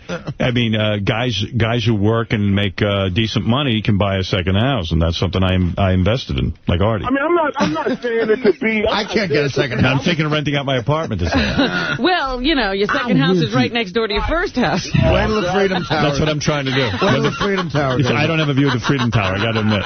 Freedom Tower. I'm glad you said that. Once that Freedom Tower goes in, I'm going to be rolling in dough. Come on, Mr. Gutrock. Ka-ching, ka-ching. I ain't selling yet. Talk to me then, guys. When they break that ground, I'm throwing a party. I'm J. Paul Ghetto. Was your apartment worth more when the Twin Towers could be seen? Well, no, it's but not just because of time. I bought it 5 years ago. They got it at a marina. I've done very well, actually. So you're saying the Freedom Tower. But now it's a shitty time to sell, they're telling you. Yeah, it is actually a bad time. So that's another reason I want to wait a couple of years. So now, Howard, getting back to you. Let's get back to his place. No. I want to ask you something, Artie, because I think... No, there's a powder room to the left, and you walk in straight ahead, and to your right is a living room and an office, which is basically my dining room. That's on the left side. On the right side. On the right side. Living room. Well, the living room's in the middle. On the right-hand side is the office/dining room. Yeah. And then in the living room, I have a little dining room table. And then I have my kitchen, and I've got a bedroom. But what about the bedroom that you fixed up for your daughters? Remember that? And then when you walk in, to the right are 2 small bedrooms, you know, that my daughters use. Beth uses as an office. And then I have a little kitchen off there, and that's it. And your the windows, like, all right, you ever That's the whole apartment. I don't know what to tell you. I don't know what the fuck you think's going on. I can't. I just really can't. I know you got to be modest. You're a modest guy. You're not like, you know what I'm saying? You're not like, I got this and I'm not looking to, I'm very happy. I don't know what more I'd want. What kind of kitchen is? I mean, it's a very nice kitchen. Okay, is there a meat cutter? I mean, a chopping block? I mean, an island in the middle of? No. It's a very small kitchen. It's in fact, you can only stand one person at a time. Yo, man, that's what I have. It's New York City apartments don't have big kitchens. Yeah, but you can have a fucking. What could I have? Where would I go to get this? Where am I going to get some... First of all, I can't go to a co-op. Let me tell you my problem. I can't go to a co-op. I'll solve your problem. Go ahead. A co-op will not accept me. They feel that I am, they think I'm Tommy Lee or something. Meanwhile, I sit on my condo board and stuff because I'm the most responsible human being in the fucking place. And let me tell you something. I am a model citizen when it comes to living somewhere. In fact, I'm the guy who complains if it's noisy. I like nice, quiet building and people who behave themselves. But a co-op committee takes a look at me and they figure, well, here's Tommy Lee. There's going to be, party central. I understand. I got assholes who all party and you hear the loud music and all this bullshit. They don't understand they're living in an apartment building with other people. But the fact of the matter is I'm a very, listen, I'm a solid citizen. But these co-ops would be afraid of me. So I'm not going to go apply to a co-op where they could reject me. I don't want to be rejected. I'm not in the business of being rejected. I'm too fucking good for you. Why would you want to live in a co-op? What's the reason you want to live in a co-op is they're older buildings and they have some of the most beautiful spaces in these co-ops. High ceilings, too. High ceilings is right. Yeah. Built-in fireplaces. They have wonderful I know a lot about real estate. But I'll be a horse's ass before I'll fucking sit there and say to someone, gee, please let me in, and here's my references. You'd be lucky to have me. So what do you think of that? What about the loft idea? You never went to... You seem like a loft could be co-op as well. You don't... I mean, what do you mean loft idea? And I don't want a loft. I don't want to sleep in a bunk bed. I'm a grown man. You want to build an apartment? I want to... Yeah, I don't want... have a bunk? Yeah, put a high bed. Are co-ops also afraid of famous people? Like they think your fans will be outside the building every Believe me, my fans have never been outside any building. But it's also the press and, that kind of thing whenever something happens. Yeah, and meanwhile, all the old coots in these co-ops love the fucking press. They're sitting there, they only wish someone would interview them. So the co-ops are like this old New York money. Right. Yeah. And so, I'm the only person in New York City. Now, I've been told this by real estate people. I'll give you a story. I'm the only person that was rejected by a condo. It's never happened before. How did that happen? They heard Howard Stern was coming. I put a bid in on an apartment. It was accepted. A condo. Yeah. And the guy who built the building owned a 51% share and built into the condo laws that he is entitled to bid $1 more than the highest bid if he doesn't want that person in his building. Oh, wow. And he, in fact, went ahead and did that. He got the money together and bought the apartment. And, I was going to sue over it because it was questionable. And even my mom said to me, she goes, why would you want to be in a building where there's somebody there who doesn't want you? Now you're going to move into a building that they don't want you in anyway. That's bad karma, man. You don't want to deal with those fuckers. Well, listen, I could care less. And I'm very happy where I live. And I'm not looking to be in some snooty-tooty building there, And I don't know. I don't need it, I just don't need bullshit. You really get treated like a black man. I am a black man. I told you I'm a black man. Damn. All that motherfucking money you got. Doesn't make a difference. I'm a black man. And the black man knows one thing. You can never buy out of it. You can't buy out of your black skin. You know what's funny? When I go. Cabs won't pick me up. You know what's funny? When I go get when I bought a house and shit, and you go to the real estate people, right? And if you black, they automatically go. It's a lot of black people in the, a lot of they don't say you're kind, but they say a lot of African Americans in your neighborhood. I'm like, I don't want it there. You don't even want to live with African Americans. No, but it's funny how they draw you to that. Like, even very hard to be a black person and go with a real estate agent. I don't care what you tell me. It's got to be tough because they're thinking, you know, I don't know. Well, that's why they now have that pre-qualified thing. At least they know you can actually buy the apartment. Right. Well, because in all fairness, no disrespect to my people, I love my people, man. But you have to think, when you buy a piece of property, you have to think about selling it. That's right. That's why King of All Blacks won't buy next door to black people. I mean, no, it's not a race thing. I mean, it's a race thing, but it's a business thing too. But as long as people like you keep buying into that, then then it's always going to be a stigma to live near a black person. But there are black people that you can live next to. You know, the type of guys, the black guys that don't have. What if nobody was willing to live next door to you as well? Then you'd have a problem. Yeah, you could start the white flight from a neighborhood. Let me tell you, I'm sure a lot of people thought about selling once you moved in. No, because I keep quiet. There's no police activity. Yeah, but you're still a black guy. They had to wait to see that happen. They could have seen your skin and just run. But when my friends that came over last night, they was looking crazy. But they loved your show, and they loved... Well, I'm glad. Thank you, King. I love you, man. I love you, too. I want to see that fucking apartment because I know you love it. Look, King, it's a real nice apartment. Take my word for it. Very nice apartment. You know what, King? You'll get there when Sal gets there. Yeah. In fact, you'll be there before Sal gets there. I guarantee you that. I tell you one thing. If I became the apartment, I ain't the type of guy to be like, ooh, like, oh, you know what I'm saying? You know, come on. Yeah. You don't sound like that. I don't know. You would keep it together at least while you're there. Yeah, I understand that. You know what, King? From your interview, you know more about the apartment than I do. I've been there like 3 times. My parents got a fucking heated driveway. You know what I'm saying? So yeah, I've seen that. They have that. The snow melts on that. You ever hear of that? Yeah, they wire the driveway. That's what my parents got. So I ain't going to be up there googling, goggling, but I'll be like, damn, this shit is hot. You know what I'm saying? Yeah, but you might be very disappointed, honestly. All right, thank you, King. All right, one more thing. Do you have any Oriental rugs? You got that? That ain't nothing. I don't have a rug. I mean, I have a rug, but not Oriental rug. I got to ask Beth. You're the fucking highest. All right, I love you, man. All right, bye. What am I lying about? Am I lying?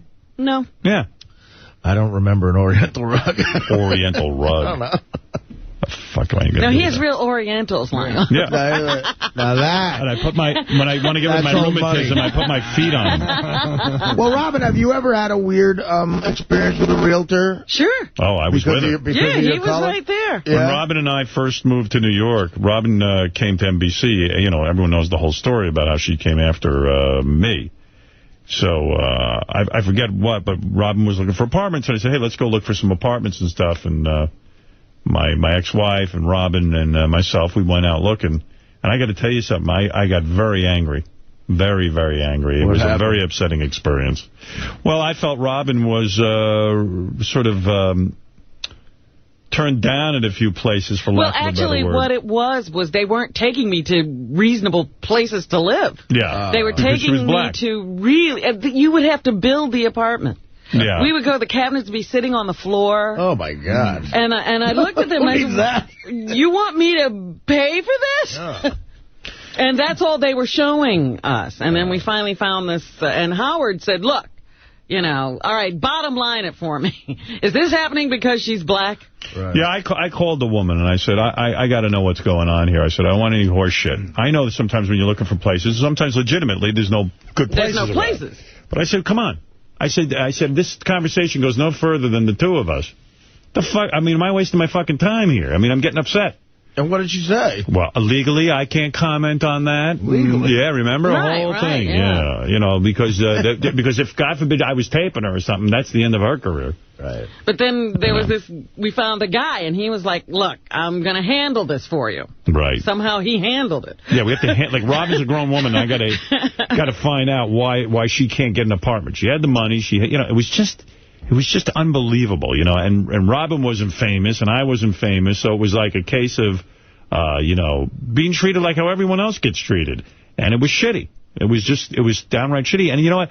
I know that whole thing because I saw it happen growing up. One black family, the real estate people put in one black family in the middle of a block. It was called blockbusting. Right. And then I saw my community change from all white to all black in a matter of a year, under a year. People ran out of there like it was like it was the on Holocaust. fire. Yeah. People just said, forget about it. And there is that psychology. I remember when I was first looking to buy a house, and I had no money, man. I mean, we were things were tight. I was at NBC, and they weren't too thrilled with me. And I remember I was buying a house for $190,000 or something.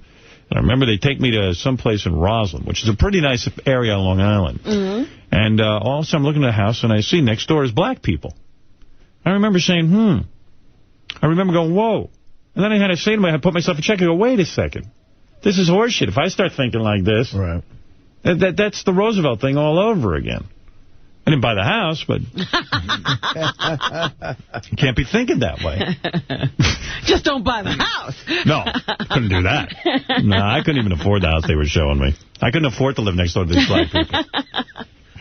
But it was, it was a real eye-opener with Robin, and I learned early on in my life that that's what goes on, and, the world ain't perfect. That's why I think it's remarkable that this guy, Barack Obama, whatever his name is. Barack Obama. The fact that he could even run for president and be considered, it's really wonderful, actually. And even Hillary Clinton as a woman. Meanwhile, I was reading a story in the Times this weekend about a black guy who was elected to mayor in some town down south. I should get the paper so that everybody doesn't say she got it all wrong. But they put a for sale sign on his house. Right.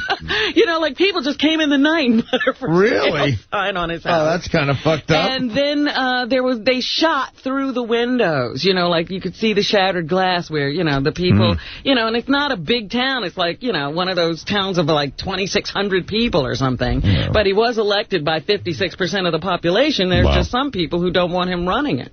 Bobo, you're on the air in Lindenhurst. The next man makes a move, the nigger gets it. I'm sorry, but you really become Jackie the landlord. Fix my pipes, my toilet's backed up.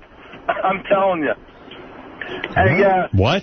I don't know. He's talking about the landlord situation. The landlord, before you know to be calling the show, that you have to, fix his pipes. All right, thank you. But listen, hold on a minute. Howard, tell the story when you used to go with Dice. What a nightmare. I'm not going to tell. That'll be on Master Tape Theater. Tell the story. Fucking 4 hours. Mark, you're on the air. Howard, I'm going to play idiot psychologist for a moment. He's like Frank Smiley over at Conan. Tell the story about... He's segment producer. Yeah, you're going to tell that pig story, right, Artie? You got it. Sure. I'm on it. Whatever you want. I'm desperate. Mark, you're on the air. Yes, remember what you were saying the other day about your relationship with Fred and how he means so much to you that you're not comfortable with it? That's right. Do you think maybe Artie's issues about his dad and his respect for you and your opinion is why he gets so irate when you just try to impart a little wisdom on him? Well, Artie, Artie's a little bit, he doesn't like to be told what to do. Artie's going to do what he's going to do. But I happen to have good advice. But, listen, it's like, a family member giving you good advice. Sometimes you don't want to hear it. Well, it's like the grandparents he doesn't want to hear from. But what is my history with getting irate? It's not something I do on a regular... Well, you might not, you don't always go to the... I try to help you with Dana. You resented that. Ooh. I try to help you with the apartment. Some of these big life issues. And as a psychiatrist, a lot of things. But you then vent on the wrap-up show. You don't even vent here. Yeah. No, I just vented. Vent here. Yeah. I'll try to vent here more often. Right? And even this morning, by 6:05, Artie really watched the tape. By 6:05, he was disgusted and wished he was home. Yeah, well, he was ready to leave the show. They played the tape from the wrap-up show, which is another excellent tool we have since we came to Sirius. That starts the blood flowing immediately. Right. And if you're exhausted commuting to work when it's only 5 minutes, that's right. How are you going to commute from an hour away? Don't say that to Artie. He doesn't want to hear it. Yell at you. He gets mad at me. He's going to get mad at you. He's going to walk off. Get a nice place in the Hamptons or a big fat space in LBI and go there on the weekend. Yeah, and put some of your shit over there in the weekend house. Sir, could you submit all of your suggestions in writing? The guy's making sense. Not to Artie. No. What is it, Flo? I got a great piece of tape for you. I can't resist. You got to go to Gary Preview page 1. So Sal called me from Penn Station. He ain't coming in. Oh. But he didn't know he was being recorded. This is just he throws up and everything. Oh. Where is this? It's in yellow at Gary Preview page 1. Throwing up on the phone. Now that's really showing your sick. See, that's a real good sick call. Yeah, and I'm throwing up. Yeah, so go home. We told you. I know. I know. I'm sorry. I got off the train. I thought oh, my God. All right, just go home. Unhinged? Hello? Yeah. I got to go. Tell are you okay? No, I'm not okay. I'm in Penn Station. I don't know what the fuck to do. Where are you right now? You're throwing up in Penn Station? I'm throwing up in Penn. Like right in the middle of the Penn Station, or you at least near a way on the platform in a garbage pail. Are people looking at you? Yeah, they just went up the stairs. I just got off the train. I go, well, I'm in the clear. All of a sudden, I started throwing up, and now I'm fucking puking here. Maybe it was something you ate. I don't know. I don't know if it is or I got the stomach bug. Jesus Christ, guy! I just farted and shit myself. Oh my God! What are you gonna do? I don't know. I gotta get on the train out of here or something. I don't know what to do. I'm gonna throw up on the train. Well, just you stay near one of the bathrooms. What's that? You gotta stay near one of the bathrooms. Yeah, I'm going to right now. I can't believe it, guy. I just shit my fucking self. Oh my God! All right, I'll talk to you later. All right, bye. All right. What a mess! He just shit his pants. He calls in sick, then he gets on the train. Look, Sal, we got it. Stay out. Really? Yeah, do us all a favor. It's okay. Stay home. I like he's so important to the show he can't be out today. He sounded almost near tears. I don't know what to do. I threw up. My nose just fell off. I think I have leprosy. Gary, I just shit my pants. I don't know what I'm going to do. I think you're going to shit again. Hey, Matt, you're on in Montreal. Go ahead. Yeah. Hey, now. How's it going, guys? Hey, brother. I just wanted to say I saw Howard on Demand. It's the Artie episode at the pool down at Bubba's wedding. And could you guys discuss that, like, while you're giving him advice about his housing and everything? Discuss what? Artie at the pool? Yeah, it was, I don't know, man. It looked a little weird. What do you mean he looked weird? Like Artie, what was that swimming suit you had on? I bought that. I'll tell you exactly what it was. What color was that? Was that faggot green? It wasn't green. It was blue. I bought it at the fucking gift shop. Did you? Well, I didn't bring a bathing suit with me. I just brought shorts. And then when we decided to go out on that fucking wave runner, I said I better get a bathing suit. So I went to the gift shop and I bought it, $34. But it was the only thing that color was the only thing that fit me. I don't remember it actually. It was just sort of like a light blue color. Is there a whole episode of you just in your bathing trunks? I have no idea. I didn't see any of this. I don't know. No, it's just like a summary, Howard, where you guys are talking about it and they show a really quick picture. Yeah. But I always thought you were like joking about Artie wearing his shoes and socks. Were you wearing his shoes and socks is like, holy shit. You know who else wears shoes? You know who's the funniest? Ronnie the limo driver wears shorts and black sneakers with like gray socks with white legs. He was laying out and he left his socks on. He probably has a tan line. But I mean, he doesn't like know how to dress at all. He's got no taste. I mean, dark socks he looked like a grandpa. Well, he is, right? Isn't he? You know what, sir? The only thing that got me to get my shoes off was actually getting on the wave runner, thank God, so I looked a little more normal. Oh, Artie, I love you, man. I'm just busting your balls. No, I know. I have one other revelation, actually, from Bubba's show, when Richard was in the studio. Okay. Richard said that when he was living with Dan, the song parody man, that Dan whipped it out on him once. Is that true, Richard? No, 25 Cent whipped it out. No, you were like kind of drunk or something. Oh, yeah, I did. I woke up and Dan was in bed naked with some chick. And it was the grossest thing I've ever seen in my life. Why? Why was it so gross? Because he's just got a He's real hairy and stuff, and it's Dan, you know. You don't want to see Dan naked. Who was the chick? I don't know. Robin, did you notice Ronnie in his shorts? No. This is from Howard TV, and if you have Howard TV, you can see the whole week. But there's Ronnie. Whoa! This is getup. Yeah, I remember that, too. I thought that was a lot, but I do refrain from giving people fashion advice. Yeah, it looked weird, right? Yeah, I would say that looks weird. Well, you know something about Artie? Artie didn't even bother to take his tighty-whitey underwear off when he put his bathing suit on. Yeah, because you had underwear on with your bathing suit? I put them on in the gift. I put them on in the gift shop, and I walked out of the gift shop with them on, and she had to take the tag because I went right to the wave runner. Why didn't you go to a bathroom and just take off your underpants? I don't know. I was too. You can tell that you didn't really check, actually. At this weight, the least about bending over, the better. Did you have netting in your bathing suit? Huh? Was there netting in the bathing suit? Yeah. So you had netting and underpants on? Yeah, the net was catching his underwear. Because I must have been real comfortable. And that was literally just to avoid bending over another time to take off the fucking underwear. Because I climbed on the wave runner, and I looked down, and there's that huge crack with, like, tighty-whitey underwear on. That was the other thing, too. Richard's behind me on the fucking wave runner, and he's pulling up, like, way close. And I'm going, Rich, man, not even as a joke. Don't, like, get a hard on or anything. What do you mean? He was sitting on the back of your wave runner? He was with his arms around you? We had a two-seater. Oh. It wasn't like a one-seater where you Did he pop a rod? Well, I said, Rich, don't even fuck around. I don't know if you're capable of getting a boner right now. And if you do, just as a goof, you're going in the drink. Yeah, you're going to drown him. Yeah. Did you get a boner? No, I tried, but I couldn't. You should have come on Artie's back.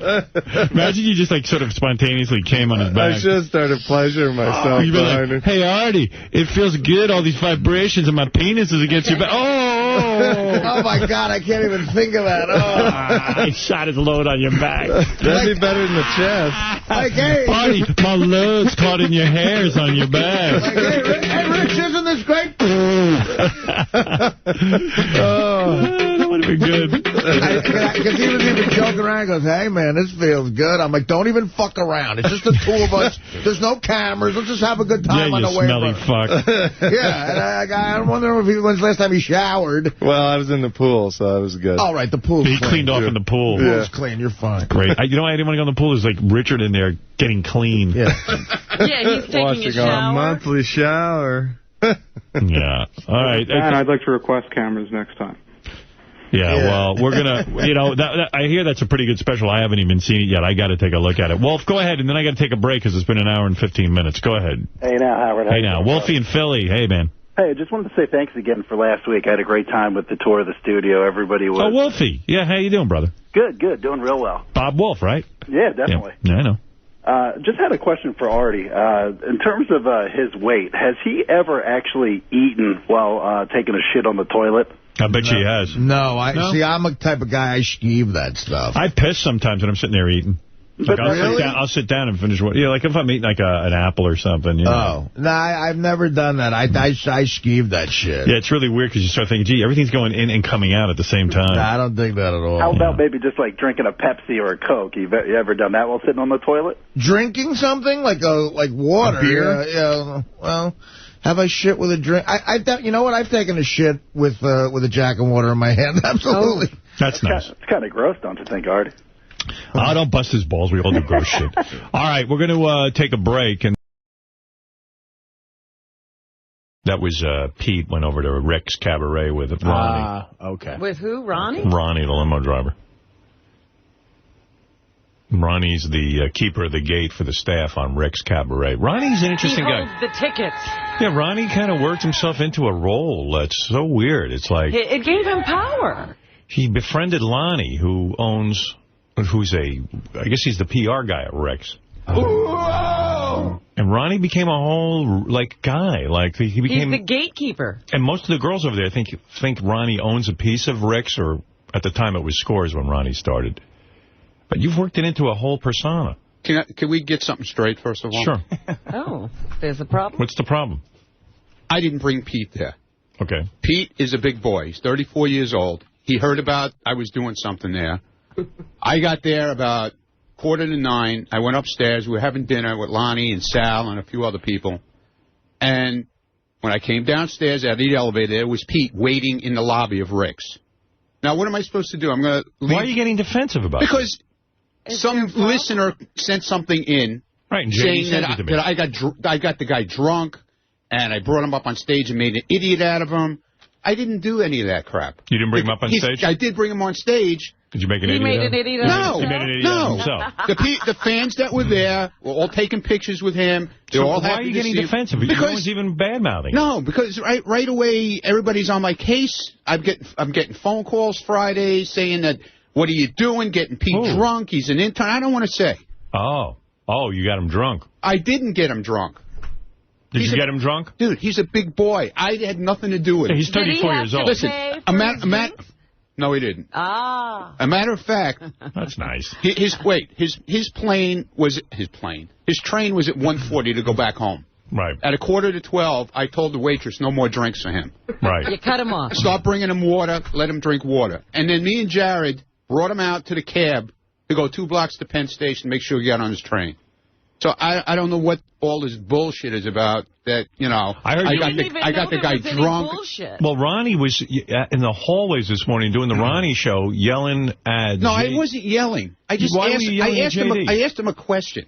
I just wanted to know why every time, if he's got some kind of hard on for me or something, every time he throws me under the bus for no goddamn fucking reason. Why did he throw you under the bus?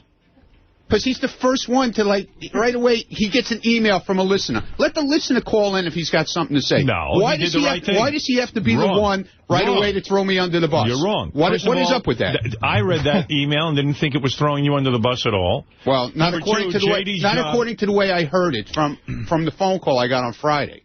That I was bad influence on this guy, that I got him drunk. So did you explain it? And then it was cleared up. So what's your beef? And by the way, JD's job, I'm going to explain to you what everyone's job is around here, because I do a radio show. Right. JD's job is to forward me any email he gets that might be of interest to me. And he sends me thousands of things a day. Thousands, literally. Okay. Video clips, reports of me in the news. Anything from the listeners that he reads in the email, or if Fred read that in the email, he'd forward it to me, too. Mm-hmm. Yeah, but it always seems to be him against me. He's got some issue with me. And I asked him to put it on the table. What the problem is with him, I have no issue with him. Yeah, but you're trying to inhibit him from sending me things. I'm not trying to inhibit him from anything, but it always seems to be him that's the one. Because my email's on the my email's on the website, dude. He sends me tons of stuff. Good. It's fine. Not just you. Yeah, but it's always him that does it. It's not Fred. It's not Fred. It's not Artie. It's not Gary. He's the first one to light the fire. How do you know maybe Fred possibly got the email? Because I heard that you were the one who sent it. Okay. Right away. Who'd you hear it from, by the way? None of your business. Probably Jared? None of your business who I heard it from. First of all, here's the number one thing that's going to happen around here. Kind of a rift? No, there's no rift. I got nothing with this guy, but it's me with... He's got something with me, okay? Here's the first thing. What I'm going to do is a lockdown. You know what a lockdown is? Number one, I realize we have a group email. Mm-hmm. There's a bunch of guys who get to read everything that is sent between me and my major guys who contribute to this show. Mm-hmm. And what's happened now is we have a bunch of people. I add all these people to Doug Goodstein tells me to add people from Howard TV. This one has. So everybody's reading it. I'm going to review the list. I'm going to get everyone off of there. Because then they're running to Ronnie. They're running to Ronnie. What? Yeah. They're running to me. Yeah. Well, not you, but specifically they're running to people. So now what it is, people are reading my innermost workings. You understand? I understand. Yeah. And they're reporting to you, getting you all riled up. When JD did nothing wrong. Before we can even get the story, you're in here defending yourself. Right. Yeah, because I was upset that I'm getting accused of doing something that I didn't do. Yeah, but you should have had a nice weekend, and then we could have upset. Yeah, then we could have screwed with you on the air. I want to know who reported the story to you, because I want to take them off to my list. No, I'm not going to do Tell me the person. I'm not going to do that. Why not? Because I'm not. But they're spying on me. I'm not doing that. I'm not doing that. Now, what I'm doing is, because you won't give me the name, I'm taking off Tim Sabian off this list. I'm knocking everyone off, because you're right. Someone is a leak in my organization who's messing with me. Someone doesn't know how to keep their mouths shut. Right. So the only people going to be on that are like Fred, J.D., Sal, and Richard, and a couple, and Benji, guys Jason and Will and Gary, and that's it. And I'm taking everyone else off of it, the way it was, old school. Guys in Howard TV don't need to read what I'm working on. Right. Anyone in management doesn't need to know what I'm working on. I'm cutting back. You know, Artie doesn't have a computer, so I know he's not a problem. Yeah, he's not the leak. Yeah, you don't read that thing. You can keep me on it. Yeah. You can be on it, and Robin can be on it, because Robin doesn't read it either. I don't go in. Robin could care less. And I don't even think knows how to read it. I wouldn't know how to get it. Right. But you're right. Someone's a leak in my organization. I never said that. You have yes, you did. And now you have the name. The way you want it. People are calling you. That's ridiculous. Maybe Scott told you. All right. Scott was in Vegas. Scott wasn't here. Oh, he wasn't here. Scott was reads the email. Scott was in Vegas. I didn't hear anything from Scott the whole weekend. There's a thing called a phone. He was too busy doing his DJ thing. I got a leak. I got a leak. Hello, you. And my security guy knows the leak, and he won't tell me. Hello, you. What kind of organization are you running? The shittiest organization on the planet. You saying it wasn't Scott the engineer? I'm definitely saying it. I'm definitely saying it. I swear. I'll swear on whatever you want me to swear on. Rivals, because he's actually pretty good when he reads his stuff. No, it wasn't Scott. All right. It definitely wasn't Scott. Swear in your relationship with Lonnie. That's the only thing you hold sacred. No problem. So you brought Pete over to... You didn't bring Pete over. I didn't bring Pete. He showed up. Pete showed up. And he Pete didn't know you were going to be there? No, he knew I was going to be there because he heard the plugs. So you brought him over. And he asked me a couple of times. He said to me, he goes, I'm going to come by Thursday. And I said, Pete, you do whatever you want to do. You know, you're a big boy, and I can't stop you from coming to a club, an open club. Would you have stopped him if you could? Well, no, we're not supposed to hang out with interns when they're working here. Oh. That's part of the rule, but... Who knew Ronnie would get in trouble for cavorting with a male intern? Yeah, that was the reason you put that in place. Ronnie's getting a male intern drunk. No, I wasn't getting him drunk, dude. Way to go. Oh, that's great. He was sitting Ronnie's there. Ronnie's going to get fired for hanging out with the male intern. Well, in a way, listen, you're the gatekeeper over there. For some reason, you've worked yourself into this role where it's almost like you're the owner of a strip club. Dude, they love me over there, and I promote their club. Ronnie is the gay Letterman. So now you got to be careful when somebody comes in. If you set them up with a whole night, I didn't really. Look, I'm just saying, if you're the conduit, you got to be careful. If you were me, okay, and you walk out of an elevator and you see Pete standing there all by himself, right, with a drink in his hand yet, right, and he's like lost. What? I'm trying to picture that. No, picture it, please. The guy's you know how he walks around the hallways in circles here? So I walk out of the elevator with a whole bunch of people, and there he is, walking around in circles. So I go, hey, Pete, how you doing? What are you doing? He goes, hey, I knew you were going to be here tonight. And I said, come on, sit down. We were going to sit down. Of course he knew. He spoke to you about it, you said. So what am I going to do? Tell the guy, you can't sit with us? Go sit somewhere else? Leave me alone? I can't do that. Well, that's a legitimate question. Now, what is Ronnie supposed to do? If he's not supposed to be with the interns and hang out with them at Rick's Cabaret, what is he supposed to do when Pete approaches him in the hall and says, hey, I think I'm going to come to your appearance? I'll tell you what he should do. Ronnie loves his job here. He loves his job with me, and I love Ron. Ronnie's a good guy. Does a great job. Now, he's got a great thing going. Yeah. Right? Mm-hmm. And as Ronnie says, when he goes to these strip clubs, he's all about meeting girls and guys. Right. Well, he certainly did. He wants to meet everyone. Right. He becomes Mr. Friendly. Gets a couple of drinks and he's friendly. Right. I'm Scores Man, damn it. And I'm about getting drunk. I'm about having fun. I'm about having a good time. I'm about meeting girls. I'm about meeting guys. And whoever doesn't like it can go fuck themselves because that's what I'm all about. I'm Scores Man. And that's what Scores Man is all about. All right. So you know his credo, you know his philosophy. It is. Okay. His philosophy in a nutshell. Credo? Yeah. Fucking instigating motherfucker. So that's him over there. So anyway, what you got to do... Not me. Anyway, what you got to do is look at the situation. In other words, yes, Ronnie is hanging out at the strip club.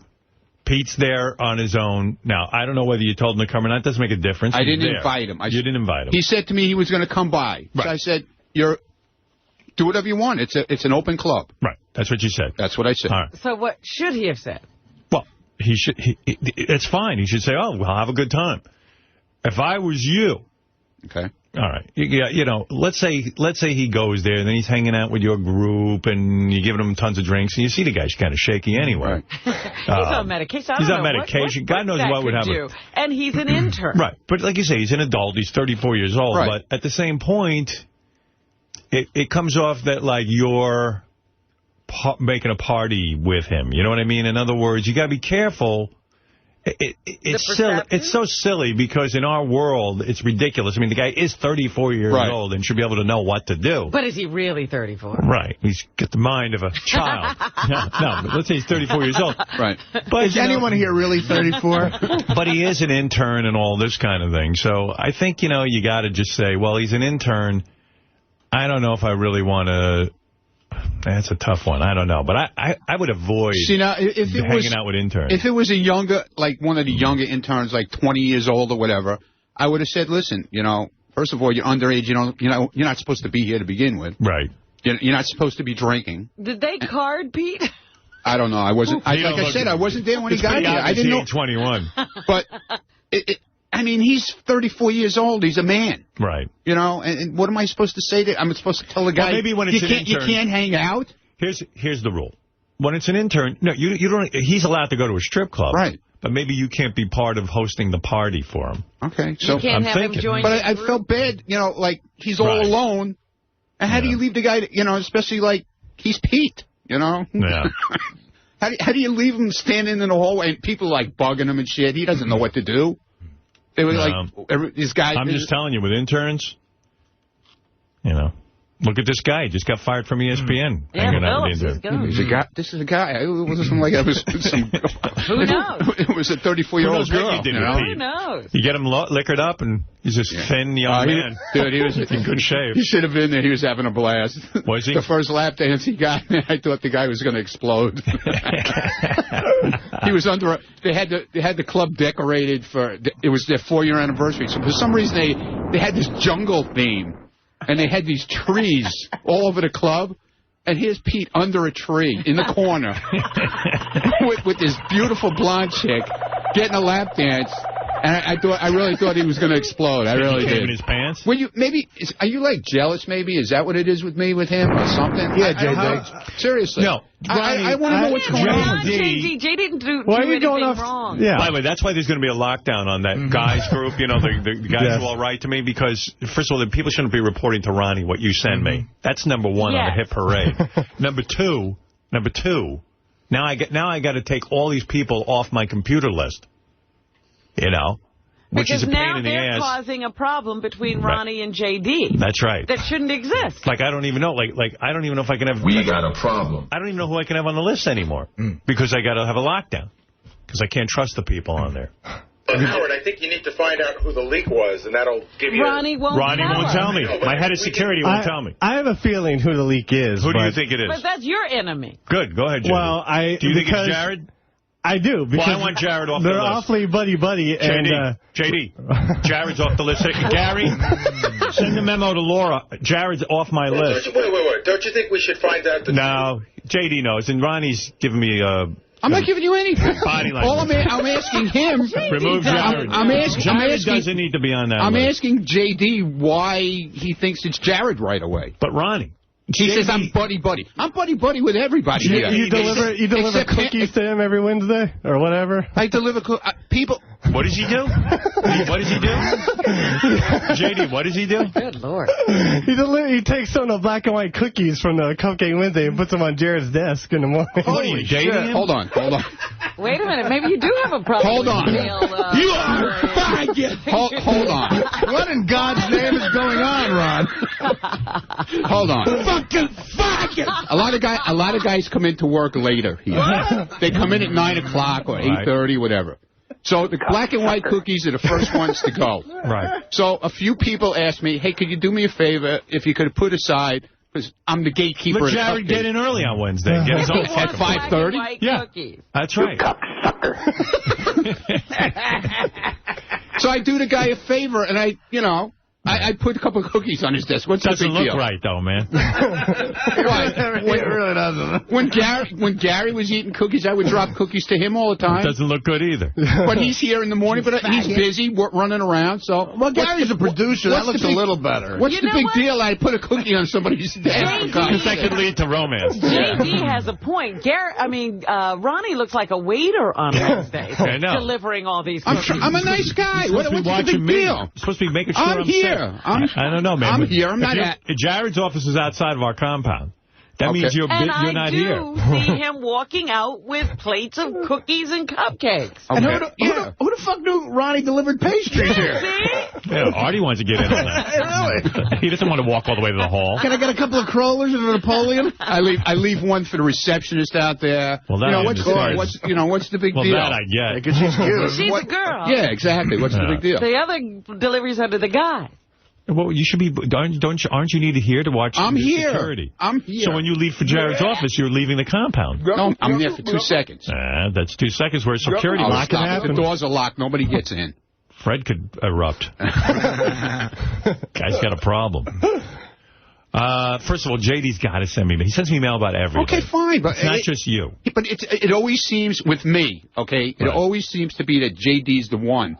No. But But Ronnie, you're saying that because he knocked your show off the air. You can't definitively say that J.D. has put you under the bus every time you're under the bus. A good amount of the time. I don't know that. A good amount of the time. J.D. took away Ronnie's show. Yeah, well, I don't get that either. Because people like that. People show. want it. Right. J.D., that still stands, right? You don't want his show on the air, right? Yeah. Right. Okay. All right, fine. If he gives me the word to put it back on, I'll do it. All right, fine, whatever. You always claim that Jason's the one that throws you under the bus on the wrap-up show. Yeah, both of them. Oh, both of them. See, so now it's well, no, Jason's the one. Jason's on the wrap-up show, and this one is here. Everything that goes on back here, he watches everything I do. He calls in the cameras all the time. What's the point of having a good time with Pete, and then you won't be able to talk about it on the air if you're keeping it all secret? But I was accused of getting an intern drunk, and I shouldn't have done that. Well, didn't you in a way? No. You got him free drinks. So what? I didn't. So that's what happens when a kid who never gets out of the house. No, he drinks. The guy always tells us how he tells me and Scott all the time how he's going to bars and drinking beer and getting fucked up all the time. Yeah, but he has to do that on his dime. He doesn't have much of a dime. Look, Robin, I was trying to be nice to the guy, for God's sakes. Laura just sent me a note, an instant message. Jared is not on Guys, so Jared's not the culprit. I think he does have access to Tim Sabian's email. Take Tim Sabian off, please. Tim Sabian is off, Guys. He could have very I'm well serious. been Tim. Tell Laura to remove Tim from my list. I gotta tell you, I think this. I have a leak. JD. Really, that whole Guys list is really gotten too big anyway. It's for my guys who write for the show. I agree, but then like Scott DePace told me, he needs to be in the loop to know what's going on. Take him off. The show. Take him off. Scott DePace? I need to know, Howard, or else I'm not going to know how to prepare for the show. You aim the camera at whatever's going on. Okay, fine. Then we won't have any pictures prepared or any video to go with the story and all that sort of stuff. All right. I've got a leak, Scott. Sorry. Got to plug it. It's not from me. I've been here 15 years. If Ronnie gives me the name... When not to. Scott, if Ronnie gives me the name, I can just remove that person. Give me your name, you cocksucker. No, absolutely not. I'll find out for you, Howard. Find out, Scott, because I Give me your name. How's he going to find out? We'll put Steve Langford on it. Oh, then you'll never find out. Uh-oh.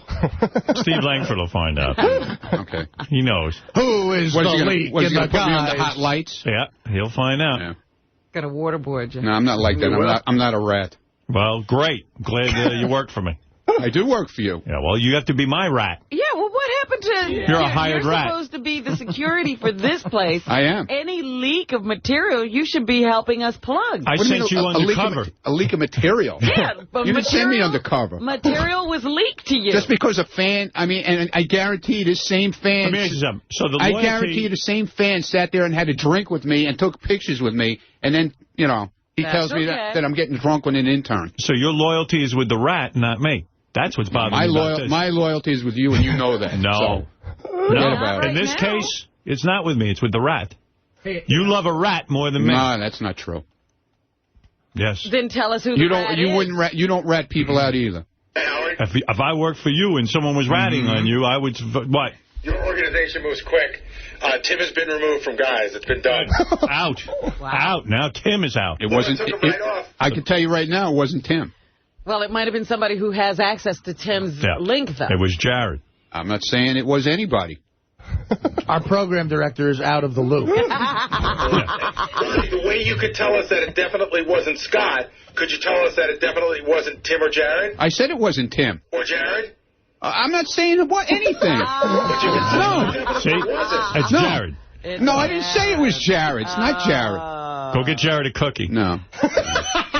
That's how he gets Jared talking. Yeah, that's right. Jared. He seduces everyone. With those cookies. Ronnie, thank you for this black and white. Boy, that J.D., the shit he's up to. A little black and white, and Jared right away is he's just spilling talking, his guts. Yeah. All right, well, keep Tim off the list. I know who it is now. Ronnie has his way of letting me know. No, I didn't have any way of letting anyone know. Well, now you're very loyal. Okay, I'm not loyal. According to you, I'm not. I'm a rat. No. Jared's the rat. No, Jared. You love rats. I don't love rats.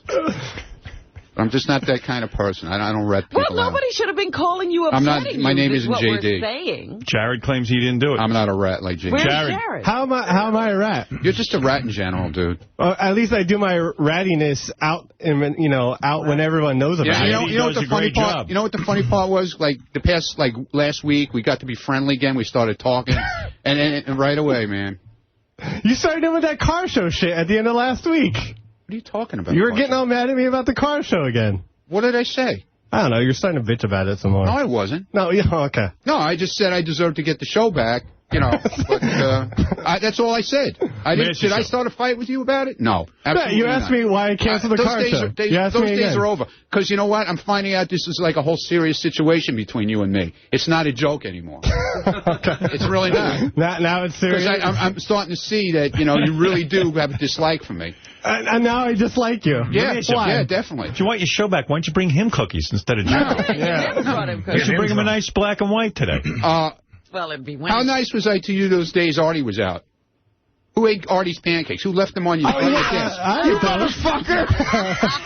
Should have been here to eat them. You got Ronnie's pancakes? No, Artie's.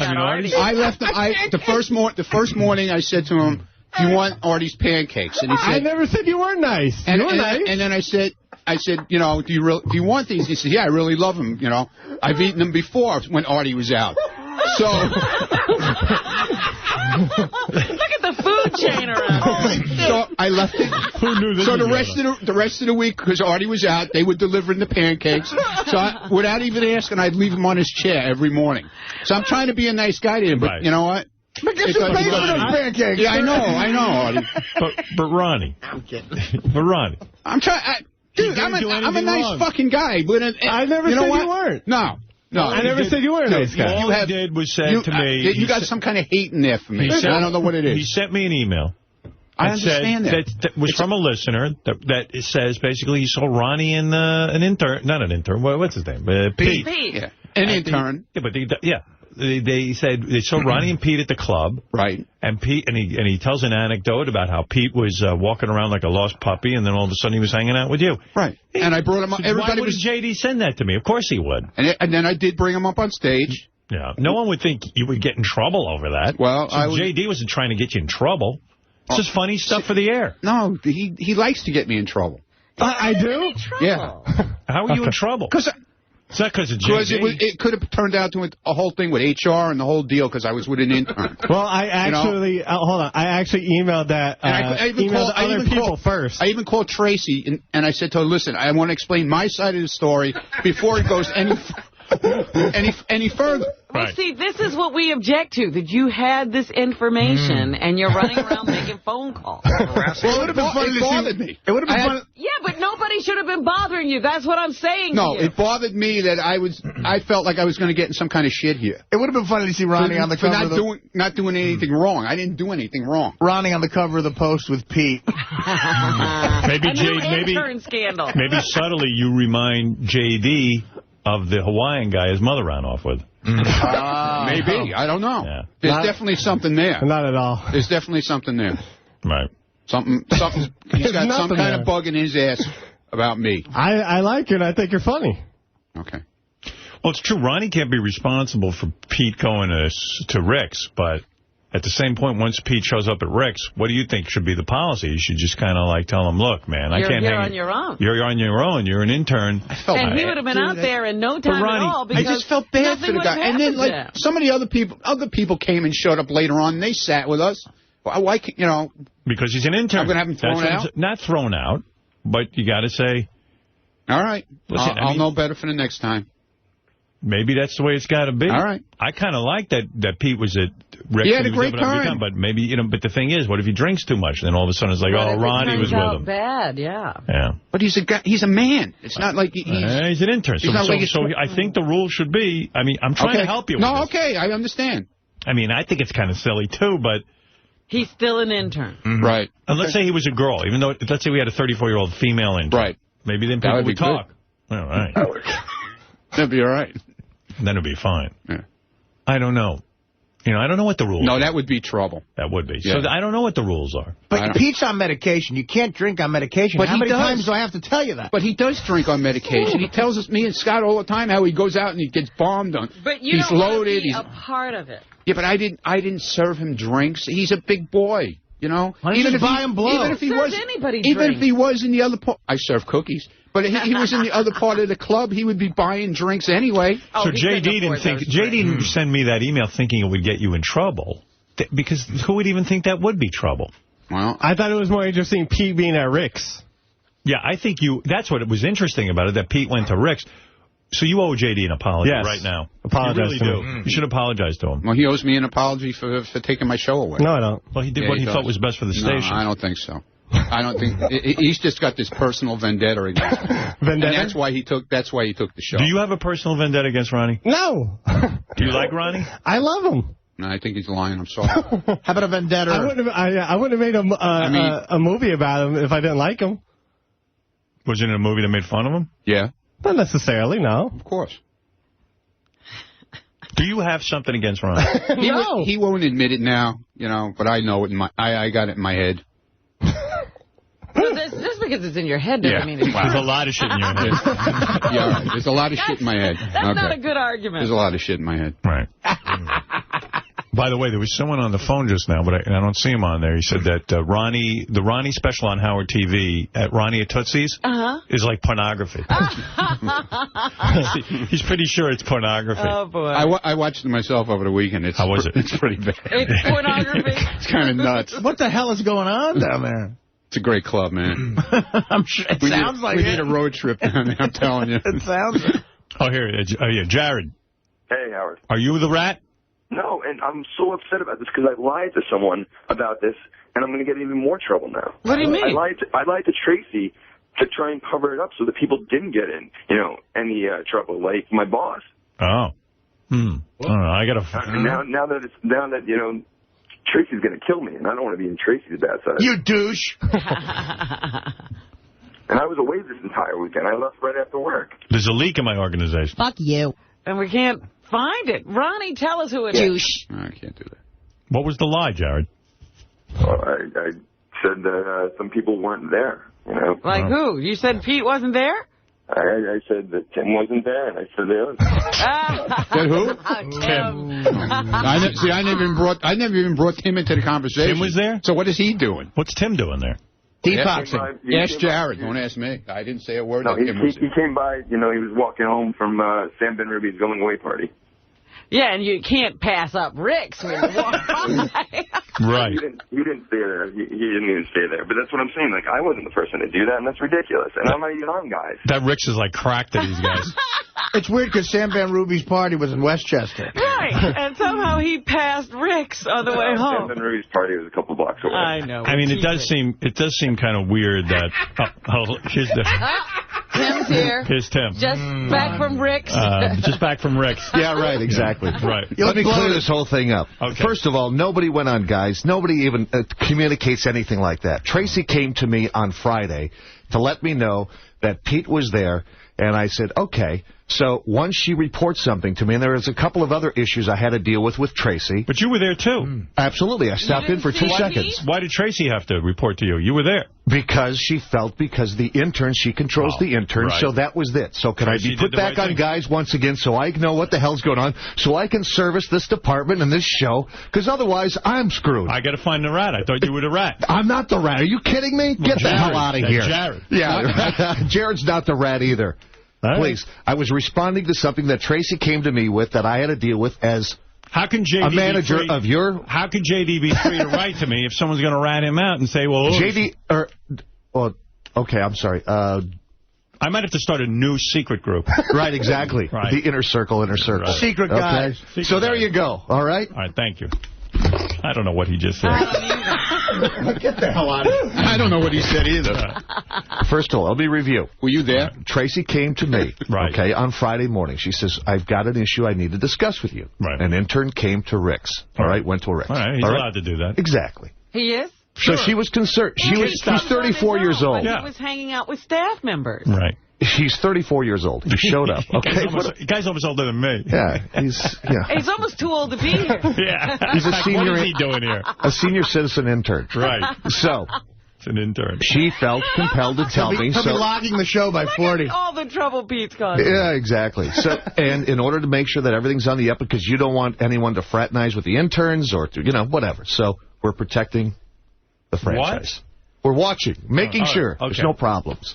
All right. All right. But I still don't know what you're talking about. Enough. Who then told about Ronnie? Cares? How did the Ronnie stuff start? I don't know. That's why I called Ronnie up on Friday. I says, Ronnie, what's the big deal? And he says, like, well, I'm worried. I'm like, don't worry about anything, please. Yeah. Did I not? Got back to him? Yeah. All right. He called me to tell me that, and then I'm like, why is everybody? I had called Tracy to tell her what happened. I said I just wanted to get my side of the story out there. So we still need to know who called you first. Mm-hmm. Tracy came to me Not and told me. Ronnie. Who's on first? Thank you, Tim. Thank you. And by the way, Howard. Yeah. By the way, Tim, why can't I get my show back? Look at Howard. Why are you looking at Tim? No, you're the program director. Why can't you put pressure on him to give me my show back? in charge. No, dude. This is not right. You're the one who told me. Wait a minute. Put your microphone on. You're the one who told me that people are calling in. Why the show's not coming on and all that. Why can't you override JD and give me my show back? JD has been empowered. I gave him the power. He's got the power. No, I thought you run the channel. I do, but JD's got the power right now on this particular issue. Come on, man. Well, I'm just telling you, I'm about... No, JD... It's not right. Tim's never heard the show, and the only one yes, who heard he has. Tim's been the only one who heard it was JD. Tim's heard the show. I don't think Tim has heard it. I think JD's the only one to listen to it. Listen, this is how it came about. I never heard the show. No one here's heard the show. Tim's heard the show. I forced JD to listen to the show to pull clips. He said it was the most. He said it was the most boringest ever. Okay, fine. So I said to JD, since you're the only one who heard the show, and Scott Salem, by the way. Yeah, you got the power. I did hear the show, and he gets good response to it. Majority of our fans that listen to the show are in cars. In fact, I don't know if Ronnie knows this. You know you got into Craig's Radio Hall of Fame? Really? Look, Craig's Radio Hall of Fame recognized Ronnie on the most boringest show. Oh. Yeah, okay, yeah, right, yeah. Sure. You have an award. Yeah. It says here, any shithead can have a boring show, but it takes a special shithead to achieve the title of most boringest. Thank you. So that's yours. Thanking you very much. Thank you. It's a nice looking I appreciate it. You got a speech? Yeah, and you're the second in the Craig's Radio Hall of Fame. The only other guy in Craig's Radio Hall of Fame is me. Well, if I'm in the Hall of Fame, I deserve to get my show back. Well, Ron, do you realize you beat out rambling with gambling for that? Yeah, exactly. All right, can I be put back on guys now? Yeah, thank you. Okay, thank you. All right, thanks. John Boy, go ahead. Yeah, that Ronnie at Tootsie's was incredible. I went into it not really with any expectations, kind of like when you met Beth, you weren't really looking either. But before you knew it, I hope your daughter's not listening, I had my cock in my hand, and I was just going to town. There were 3 hot strippers all over Ronnie. Yeah, it's a party. That was incredible, and he's telling them what to do. And they're doing it. Even he can't believe it. Really? Yeah, really. He was squeezing ass, and it was just like all of a sudden. I'm got into it. It was really nice. Let's fuck some hoes! Like, if I go into Rick's, let's say, just a regular guy goes into Rick's. Right. They can't squeeze ass. You can do that because you're on camera, right? Right. Yeah. Dude, you fucked them when the camera was off, right? You yeah, right. Did you fuck those? No, absolutely took not. them into the Vegas. No. It didn't that shit doesn't go on there. There was one that particularly really was into Ronnie. I could tell because... The brunette? Yeah, okay. dude. The one with the nipples about 15 feet long? 15 feet long nipples? Yeah. Which brunette? The one with the little Band-Aid on there? Yeah, it's not a Band-Aid. It's a tattoo that she had removed. Oh. It was almost How could you tell one from the other? Good Lord. The owner told him, like, take care of this guy or something. No, dude. That shit doesn't go on there. No, they're pretty up. They don't want to lose their life. It's a little looser in Miami than it is in New York, but that shit still doesn't go on. Man. You got your finger wet. I mean, that was... No, I didn't, man. No, I didn't. Did you get your finger wet? No, I didn't. No, I didn't. What? No. No. Absolutely not. But those girls are hot. Man, they were like 3 playmates. You know, I'm going to watch that special. You do that, man. I like those. It's good. Girls. I watched it. I had to watch it by myself, man. I wouldn't even watch it with anybody. I really love that little move Ronnie does where he goes, and he'll clap his hands like to get the girls to do what he wants, and they snap to it, like you said, Howard. Like he has. Well, because they think he's an owner. Right. That's obvious. Yeah. They've been bullshitted. Yeah. They think he's, you know, they think Ronnie's involved. Well, but he is. But I am involved. Yeah. Actually, that's true. He's involved with They Lonnie. think he's a power broker. Yeah. You're so lucky, Ronnie. I'm involved with Lonnie. I'm involved with the owners of the club, the actual owner. Yeah, You know, he's like worked his way into a whole high level. It's amazing. Well, part of it is he's a nice guy, and, you know, he has a good reputation with the girls. He wears the cologne, the Mambo. They love that Mambo shit, man. Seriously. They love that shit. Dude, if they're smelling that Mambo, they love it. They don't love it. Dude, I'm telling you, they love it. They do, Howard. I mean, they're all over him. I don't know. One of the girls had dog shit rubbed under her nose. Okay. All right, John Boyd. I'm glad you like the special. Hey, thanks a lot. That's Ronnie at Tootsie's on Howard TV. Yeah, you can, Thank Ronnie check for it that out. one. yeah, it's a I good say one. we watch that special right now. It's only 15 minutes long. Come on. Is that right? Yeah. Wow, looks good. Yeah, it's good. It's good. The dark-haired girl looks hot as hell. Yeah. No, actually, the other two, one looks like Shakira. Yeah. And this girl, Alex, they're smoking hot. Look at that. Who's the blonde? My God. That's the one on the left? That's Shakira. Yeah, the one in the middle. It looks like Shakira. Right, and the one on the left is Alex, and she's smoking hot. You know, it's funny. In 3 years, it's actually going to be Shakira. You almost... the one girl's rubbing her own ass. And then she starts rubbing the other girl. Yeah. This is in Miami, this joint? Yeah. Yeah, man. I need to go there. You want to go there for... you going to Super Bowl? Because I'll be down there for Super Bowl weekend. So. Is the ball in Miami this year? Yeah. Why are you going to Super Bowl? Doing an appearance at Rick's. Tootsie's. Back for another lap dance. Wow, that doesn't look like they need your help. Nah. Well, with those three. Yeah, they got to get Ronnie down there. Are those the real dancers there every night? Yes. Or is it? No. It's a special girls, dude. ringers. I'm telling you, it's the real deal. Wow. Wait till you see this other thing that when Howard TV puts this other thing together. There's 10 other girls that are involved in this thing. Wait till you see these chicks. Those three girls' bodies, they could be like supermodels. Yeah, they're smoking hot. And they're naked. Look at that shit. What, do you think there are 3 girls they take around the country to make these clubs look good when it's a special night? By the way, a lot of strip clubs, like, you know, the opening night, they'll have like a lot of hot chicks there for the press, and then then there's some scrubs are brought in afterwards. Yeah, but where are those girls? No, these are the real. The whole club is like this. They got like 200-300 girls that look like this, and they cater to like, you know, there's a lot of different. You know, ethnicity. Yeah, exactly. That's what you wanted to say? Yes, thank you. I appreciate your help. There's a lot of different kinds of chicks that they have that cater to different kinds of people. So what do you mean? Like, what do you mean? Girls with big butts. Right. Certain kind of people like big butts. Chunkier chicks, you know, for guys that like heavier chicks. Right. You know. Certain kind of people. I like those three. Yeah, they're hot. Yeah. They are hot. That's my But kind. wait till you see the other 10 when Howard TV puts this thing together. There were 10, huh? Yeah, there was another 10 girls. It was pretty wild shit. And they're all nude, by the way. All nude? Yeah, in this lap dance thing for TV, I guess they had to put their doohickeys on, but... Are you kidding me? There's booze it's and all food, nude. Yeah. and they're all nude. Yeah, from 11 in the morning till 6 in the morning. Yeah. You mean to tell me in Florida they're allowed to be fully Certain naked? counties. Wow. Certain counties they can do all nude. And those girls are all nude? This is one of them. They're usually all nude? Yeah. So when they put on their thongs for the camera. Yeah. But you're saying afterwards... With the regular lap dances, and when they do their stage stuff, they're all nude. Really? Yeah. Of lap dances, they're nude? Yeah. Oh, you got your finger wet. Got something wet. They're all nude for a lap dance. Yeah. Wow. Man.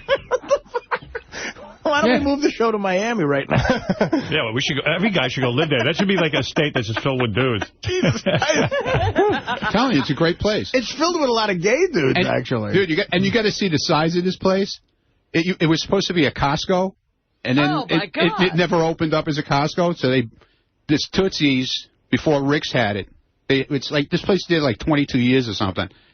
They bought the building, and they made a strip club out of it. This place is, like, huge. Must be like 50 billion square feet. Yeah, and then they have parking for 1,500 cars. Oh, my God. They have supermarket. They have the supermarket of strippers. Valet parking? You drive into the building.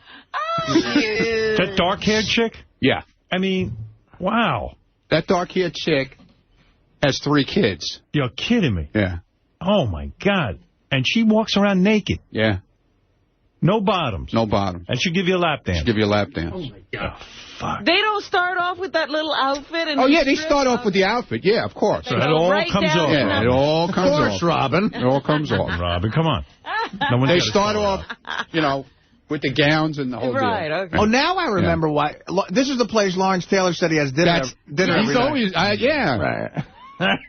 He's there for lunch and dinner. Yeah, Lawrence Taylor. Yeah, he loves that place. He loves it. He moved in. LT, man, they as soon as you walk in, they all say, oh, LT, he was here yesterday. He's the greatest ever. Let him have fun. You're not kidding. Jeff, you're on the air. He loves that place. Hey, good morning, guys. How long would Ronnie be involved, or if you were not to mention Ricky's or scores or anything on the air anymore? Well, listen, I guess he kind of worked it. What? Yes, his connection is through me, but so what? And I always say that. So what seems to be the problem? Everybody's jealous. It just sounds like there was no mention of it's through Howard. It's just all about I'm involved and I'm this. They think I'm this. So I am. I'm involved with the owner. I'm involved with Ronnie. I'm involved. Yeah, because of Howard, you stupid fool. A little more homage. Little more. Oh, please. I give Howard all the homage he needs, believe me. Homage. Whatever. You're the man. Homage. All right, thank you. All right. It's Jeff. Wow. Well, all right. So Ronnie is on Howard TV from Tootsie's. We learned that. JD, you continue to send me stuff. Don't be inhibited. I'm not inhibited. I don't feel he was out to get you. He was telling me that Pete was at Rick's. Okay. Wasn't about you. Yeah, it's always about me with him. I don't know. Yeah. And you can apologize anytime. I'm not apologizing. You were wrong, Ron. Maybe I'll apologize when you give me another chance on my radio show. And I'm actually asking you, but you know what? What? I'm asking him to give me my radio show back. JD. But he just refuses because he's got...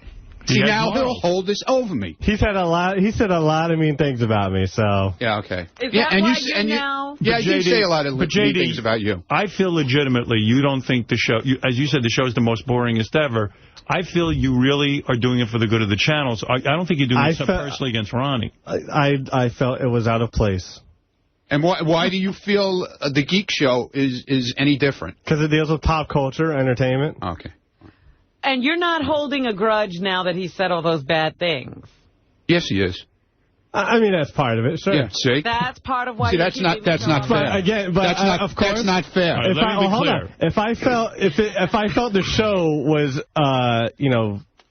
had to be a part of the channel, it would stay. All right, let me ask you a question. I don't believe that. I'm going to ask you a question. Maybe we can work this out. Because you admitted now that you're holding shit over my head because of that. I didn't say that was the full reason. I didn't say that was the full reason. Things that Ronnie could do, in your opinion, since you're the only one who's ever heard the show. Why does he come on the show? Why does he come on? Let me ask you something. He doesn't want to be on that show. Good. Listen to me. Is there anything, in your opinion, Ronnie could do to make the show better so that he could possibly even work toward getting his show back? Or is it just a train wreck? I didn't find it that interesting of a show. It's all about buying and selling, leasing cars and whatnot. And, pardon me, it's just not that entertaining to me. But it doesn't matter to you. Wayne Siegel talking about leasing a car doesn't interest me. Sorry. Yeah, that's you. But it doesn't matter to you that there are fans that listen to the show and liked it, and Tim is getting good response from it. That doesn't matter to you. But I mean, I don't know. I haven't seen this whole clamoring of.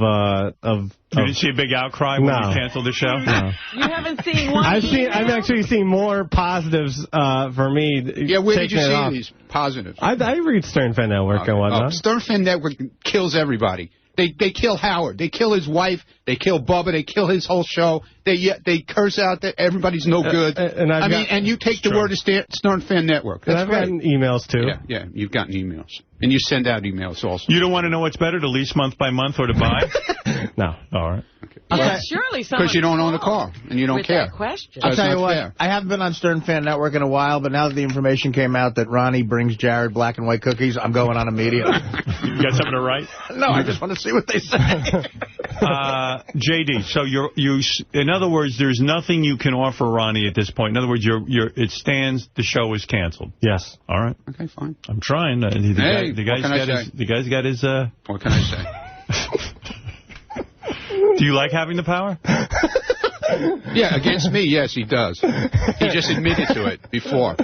That's funny, yeah. Yeah, he admitted So there's nothing Ronnie can do to get his show back? At the moment, no. All right. Spoken like a true executive. That's okay. At this time, you're not... Maybe if the economy starts getting better or something, and I don't know. If we start talking about buying and selling, leasing cars here more, yeah, sure. Yeah, right now you don't see it. It makes no sense. I'm sorry. What it makes perfect sense. What he's saying makes no sense. I'm sorry. Okay. If Ronnie finds a funny car dealer, could it get back on? No. If Ronnie reveals the name of the rat who ratted you out, would you get his show back? That's that could be a possibility. Oh. No way. Ronnie. No. Give me the name, and JD says he will consider giving you your show back. No. Guess you don't want your show. I do want my show, but I'm not like that. I won't do it. If JD would do it to somebody. Right. If he was in my place and you asked him the same question, he'd be spilling his guts in a split second to get his show back. If he gives us the name now. That's the kind of guy JD is. No, I'm a huge rat. Jesus Christ. All right, I could see. I'm not a man. Well, we already know that. Okay. JD, Ronnie has no shot of getting his show back. No. Okay. Not now. Not today. If he wants to reveal his rats, nope, maybe. Yeah. Absolutely not. And forget it. Good. No problem. I'm done. All right. Thank you, Ron. Glad to see you didn't get in trouble for going to Rick's with Pete. Should we find out from Pete how it was? I think he's going to say, oh, it was great. It was great. Man, it was gross. We should find out how it was. Sean. All right, in the category of whatever happened to, also, this is not a pleasant story. As I was saying, I am a big fan of the Jesus Twins. They used to do our show more, I'd say, back in the early 90s. Yeah, well, they were part of the Channel 9 show. And then when Private Parts and the soundtrack, when that was coming out, was sort of more later 90s, they were real involved because they wanted to be on the soundtrack. Here, I'll give you a little, in case you don't know. Actually, it was the E! television show, not Channel 9. Yeah. In case you don't know the Jesus Twins, if you weren't with us back those days. So they're two brothers, obviously, and they good-looking guys. And, you know, they had a whole L.A. scene going. They were trying to become very famous. They wanted to be in the music business. They were ahead of their time. They really were. But they would come on our show, and it would be so funny. Here's just a clip of them, a couple of clips. I'll give you a little history of them. They came on the show. They wanted to be on the Private Parts soundtrack. I was putting out a soundtrack to the movie. It was completed, and they were completely incensed with me that I didn't put their song on the Private Parts soundtrack. Here they are, yelling at me. Jesus Twins. Yeah. Are you guys really convinced I will hear this music? Yes. And you are really convinced? Listen, if you want me to criticize the album, I'm more than happy to. All right. You haven't heard the album. I don't give a rat's head. LL Cool J. Yeah. He's not a musician. He's a sitcom star. You said it was breaking the rules? Why don't you just get Fresh Prince of Bel-Air on there? LL Cool J's That's song. really intellectually stimulating for Howard Stern. LL Cool J's song is one of the best songs I've ever heard in my life. Breaking the rules. Is that what the You haven't heard the song yet? This is Beavis and Butthead soundtrack. They had a problem with everybody I was putting on the soundtrack. What? I don't care about the Beavis and Butthead. I am telling you. Fleabag criticized you. Where are your balls? You're Flea's bitch right now. All I can tell you is. I figured I'd join you in the gangbang. I heard the song, and no, not your song. I haven't heard it yet. I'm going to listen to your song. You can say what you want about LL Cool J, Flea, Red Hot Chili Peppers. The song is good. You got Chewbacca singing a vocal? Hey, guys. Who's Chewbacca? Hey, Jesus. Who are you calling Chewbacca? White Zombie. Rob Zombie, the guy's a genius. He sucks. They're not musicians. Oh, for God's sake. Green Day appeals You are a musician. Wait a minute. You haven't sold a record yet. I am the innovator of music. Listen to me.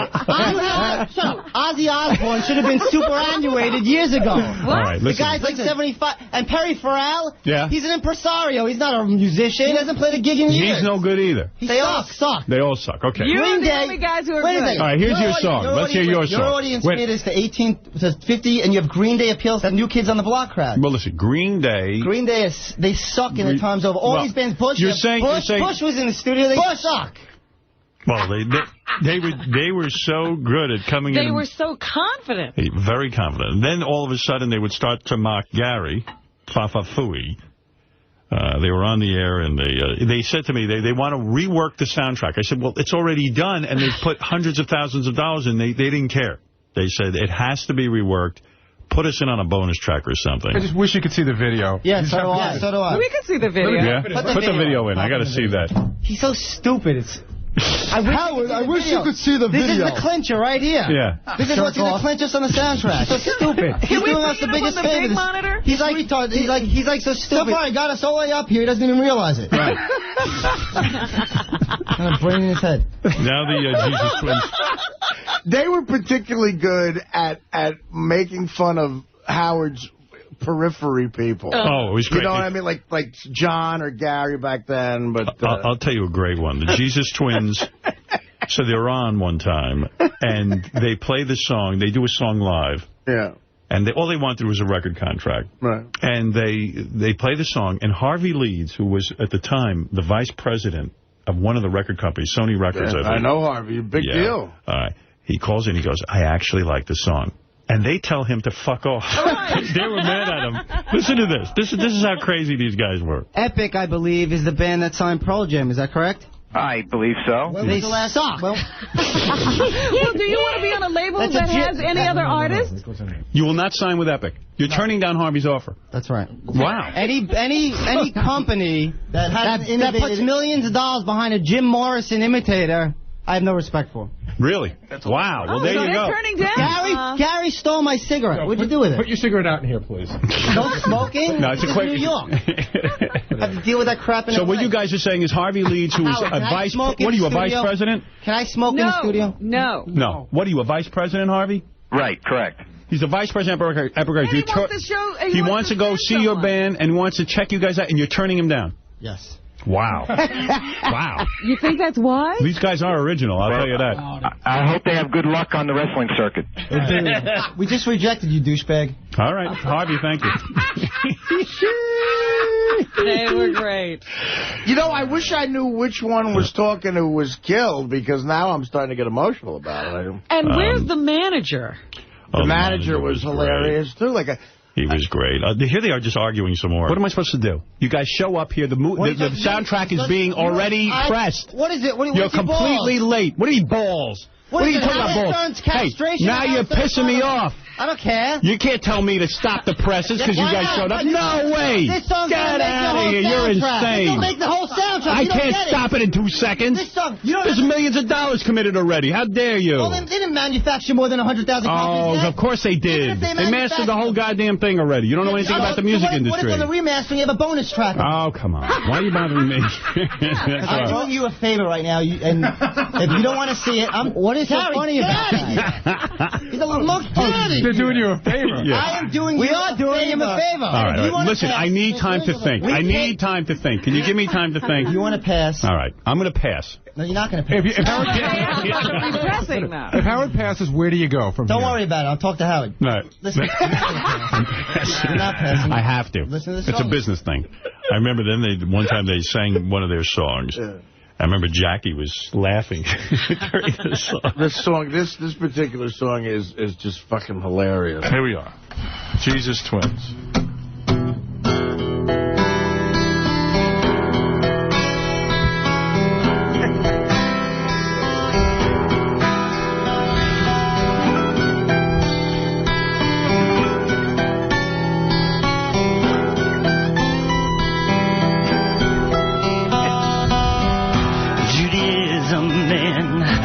Buddhism, man, Christianity. me teach you.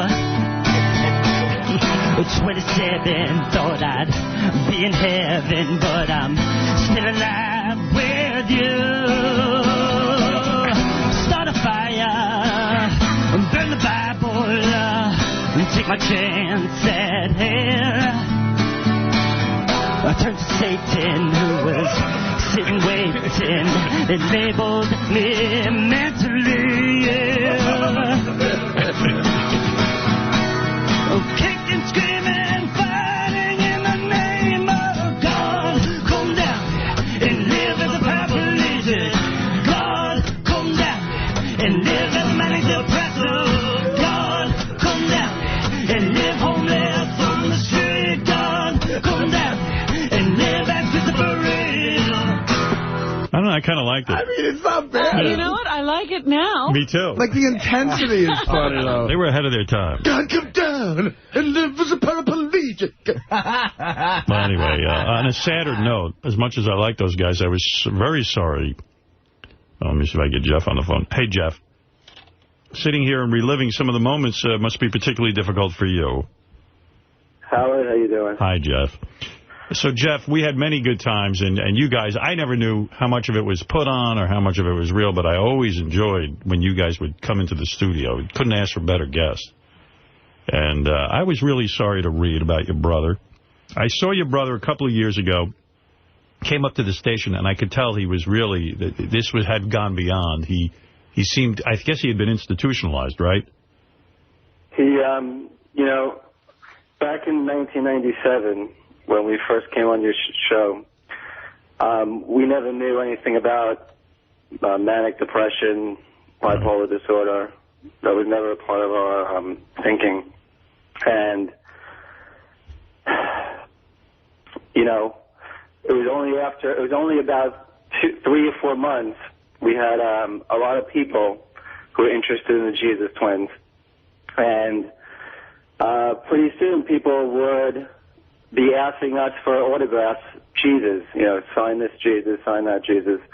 And at some point there was a shift with my brother where, you know, I noticed that he would be slipping into this alternate reality. Yeah, because I was kind of shocked. He came up to the studio and he really got actually violent. First time I ever saw him do that. And I got really scared for him.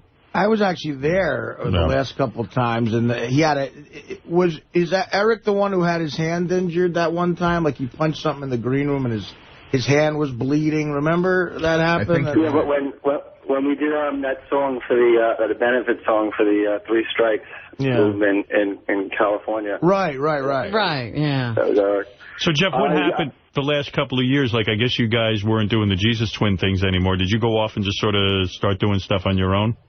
Howard, I just want to tell you an interesting story. Okay. I was supposed to be up at 7 o'clock, and last night first of all, I haven't heard this show in a while, so I can curse, right? Yes. Okay, that's great, because I haven't heard you guys since you were on the air and on the regular radio. Right. But it's good to hear all of you. I basically said, fuck this, I'm not going on the air. I know I said I would come on at 7 o'clock. Right. And I went to sleep, and I just said, you know, I usually wake up if I'm meant to wake up. I just trust that the universe will wake me up. And I just got up from a dream. It was very emotional for me. And I had a message from Eric, and he basically said in the dream, you'd be missing from my dream. And I woke up instantly and called you guys.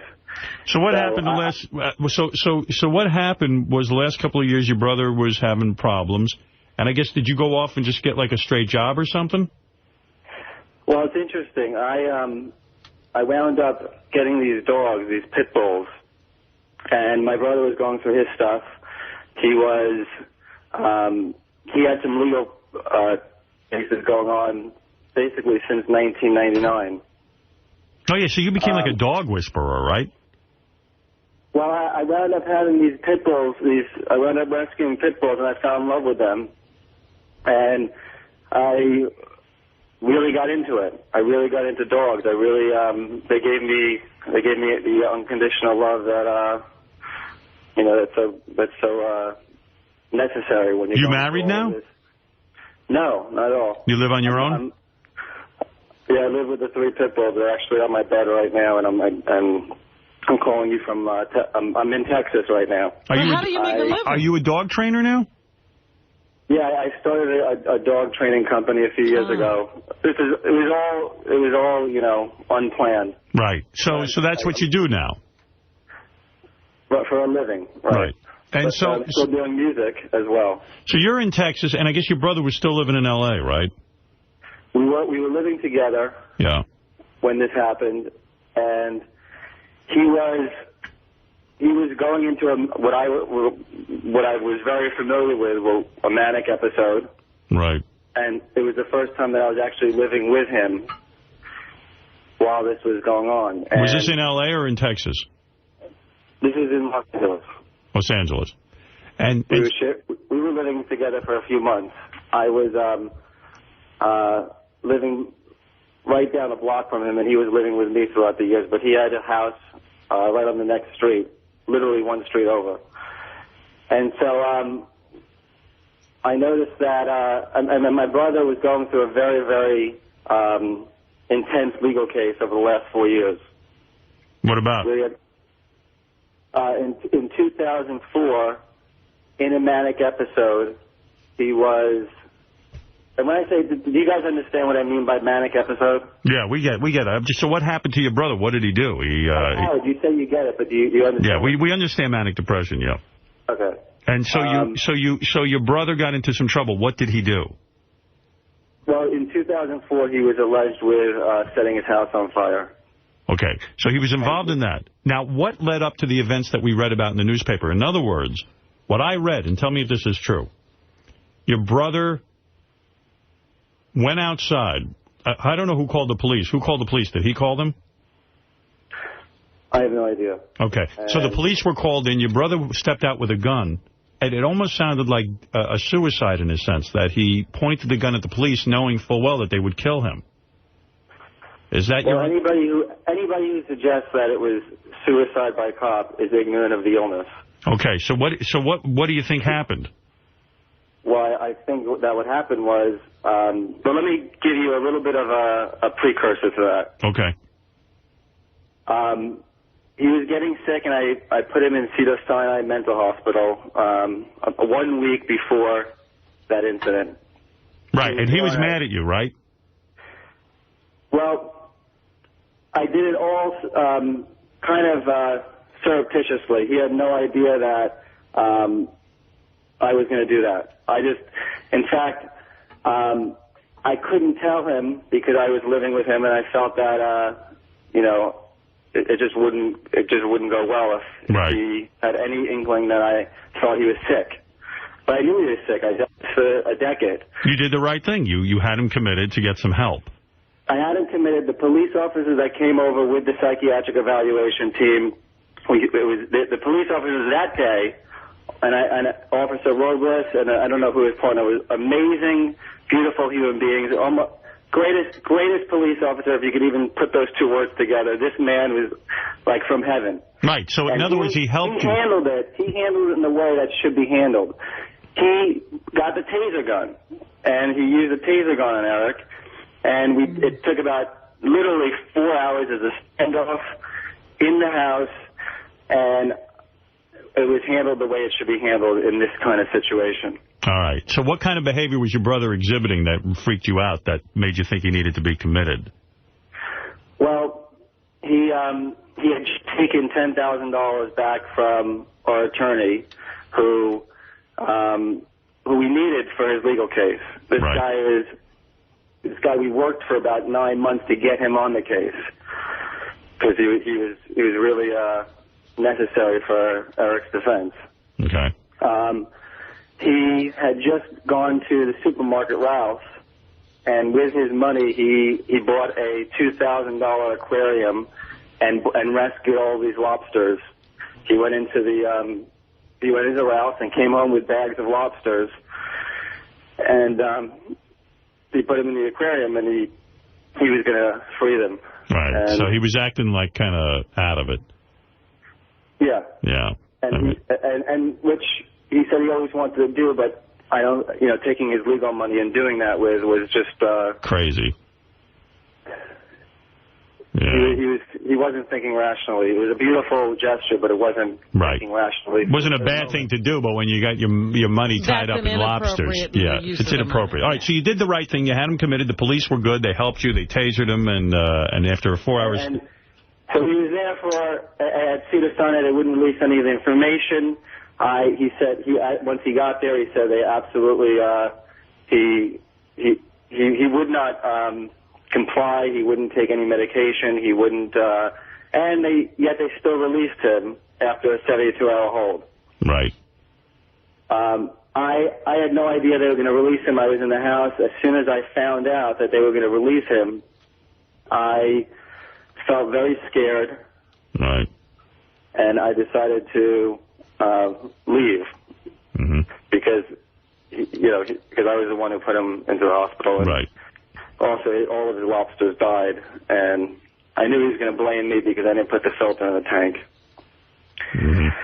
Anyway, so I heard that from one of the girls that were living there that he was demonstrating, he was doing all the things that were characteristic of him.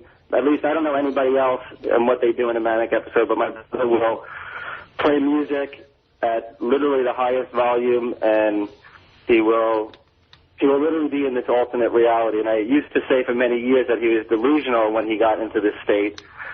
But now it's not I don't look at it as delusional because I know that he's in his own reality. So how could you call it delusional? It's real for him. Right. And it just doesn't match with this reality. So because I got to move along, I want to understand something. Did you know he owned a gun? Did I own? I knew there was a gun in the house. Right. So however the police ended up there, whether he called them or whoever called them, we don't know, right? Everything is a little bit ambiguous. Okay. I will say that I don't believe my brother fired the gun. I don't believe that that was part of the way that he was processing his world. I don't believe it was suicide. He was euphoric. He was when my brother was in a manic episode, he was right. But what happened? He went outside. He pointed a gun at the police. They told him to put it down. I guess they shot him, and then he got. This is what they're saying. Yeah, and then they said he got back up again with the gun, and they had to shoot him again. Well, they're also saying that he fired shots. Right. Everything was, I was willing to take what the detective told me at face value. Everything has been a little bit distorted because I'm hearing 10 different things. And there was a bunch of detectives at the house last night from what Jen was saying. Who do the police say called them? Have they said? The detective that I spoke with said he will not tell me specificity until I'm in his office in Los Angeles. I see. How many days now has it been since your brother's death? It's been 1 week. Has there been a funeral? There's not been a funeral. He's being cremated today. Right. Was there an autopsy and all that done? Yeah, that has been done, yeah. Yeah. I don't know what their family situation is. Your parents in touch with you guys, or is it like not? You guys are not in touch with them? Yeah, we're in touch with them. Yeah. We have a very loving family. How are they doing? Everybody's in shock and everybody. But we. For you, it's the hardest, I imagine, because he's your twin. I mean, you've spent your entire life with him, and you guys were tied up in the music, thing together, and doing all your shtick together. It's got to be insane for you. Well, it is, and I also feel like my brother's soul lives on.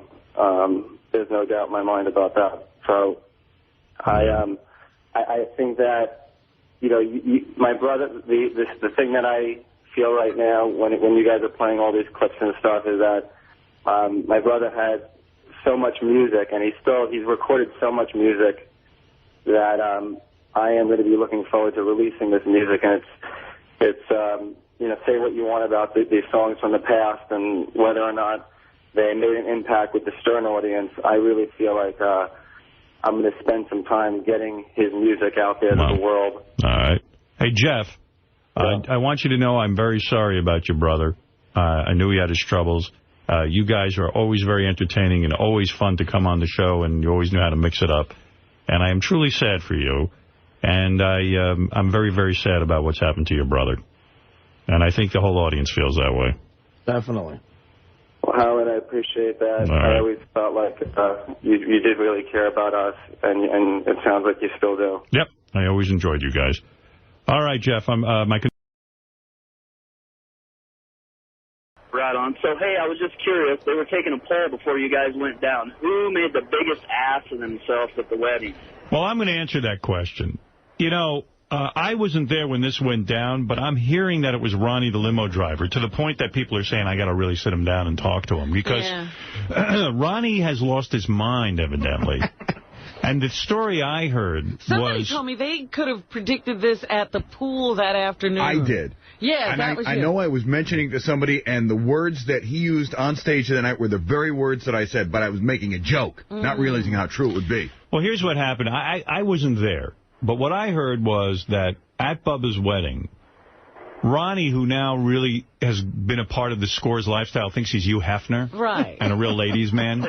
He doesn't understand. Every lady is that kind of girl. Yeah, right. Like, now when he sees a girl, it's like, you know, show me your tits and suck my cock. You know, he's out of his mind. So anyway, Ronnie is now, you know, Scores man. And he's become like a personality, but it's a vomit personality. You know, he's got a bad personality. He doesn't know it. Like, he thinks he's fun. So he goes to the wedding, and what I've heard, Ronnie, and I wasn't there, was that you totally embarrassed yourself and the show in the sense that you get up, first of all, you're cursing, and I've got tape of it now. I understand that. All right. All right. And Can also, I heard you were dancing and dirty dancing with some chick, and it turns out she belonged to a 300-pound wrestler. Right. And that guy was going to kick your fucking ass. No, he wasn't, because I went over and spoke to him. I said, if you have a problem with me dancing with her, fine, you know, let me know. He said, no, she loves it. I'm not dancing. Go ahead and have a good time. Nobody was on the dance floor. What did you do that everyone said you were a complete asshole? All right. So first of all, I'm not going to say who helped me with it, okay? Let them man up and come up. It was one of Bubba's people. I'm not going to say who it was.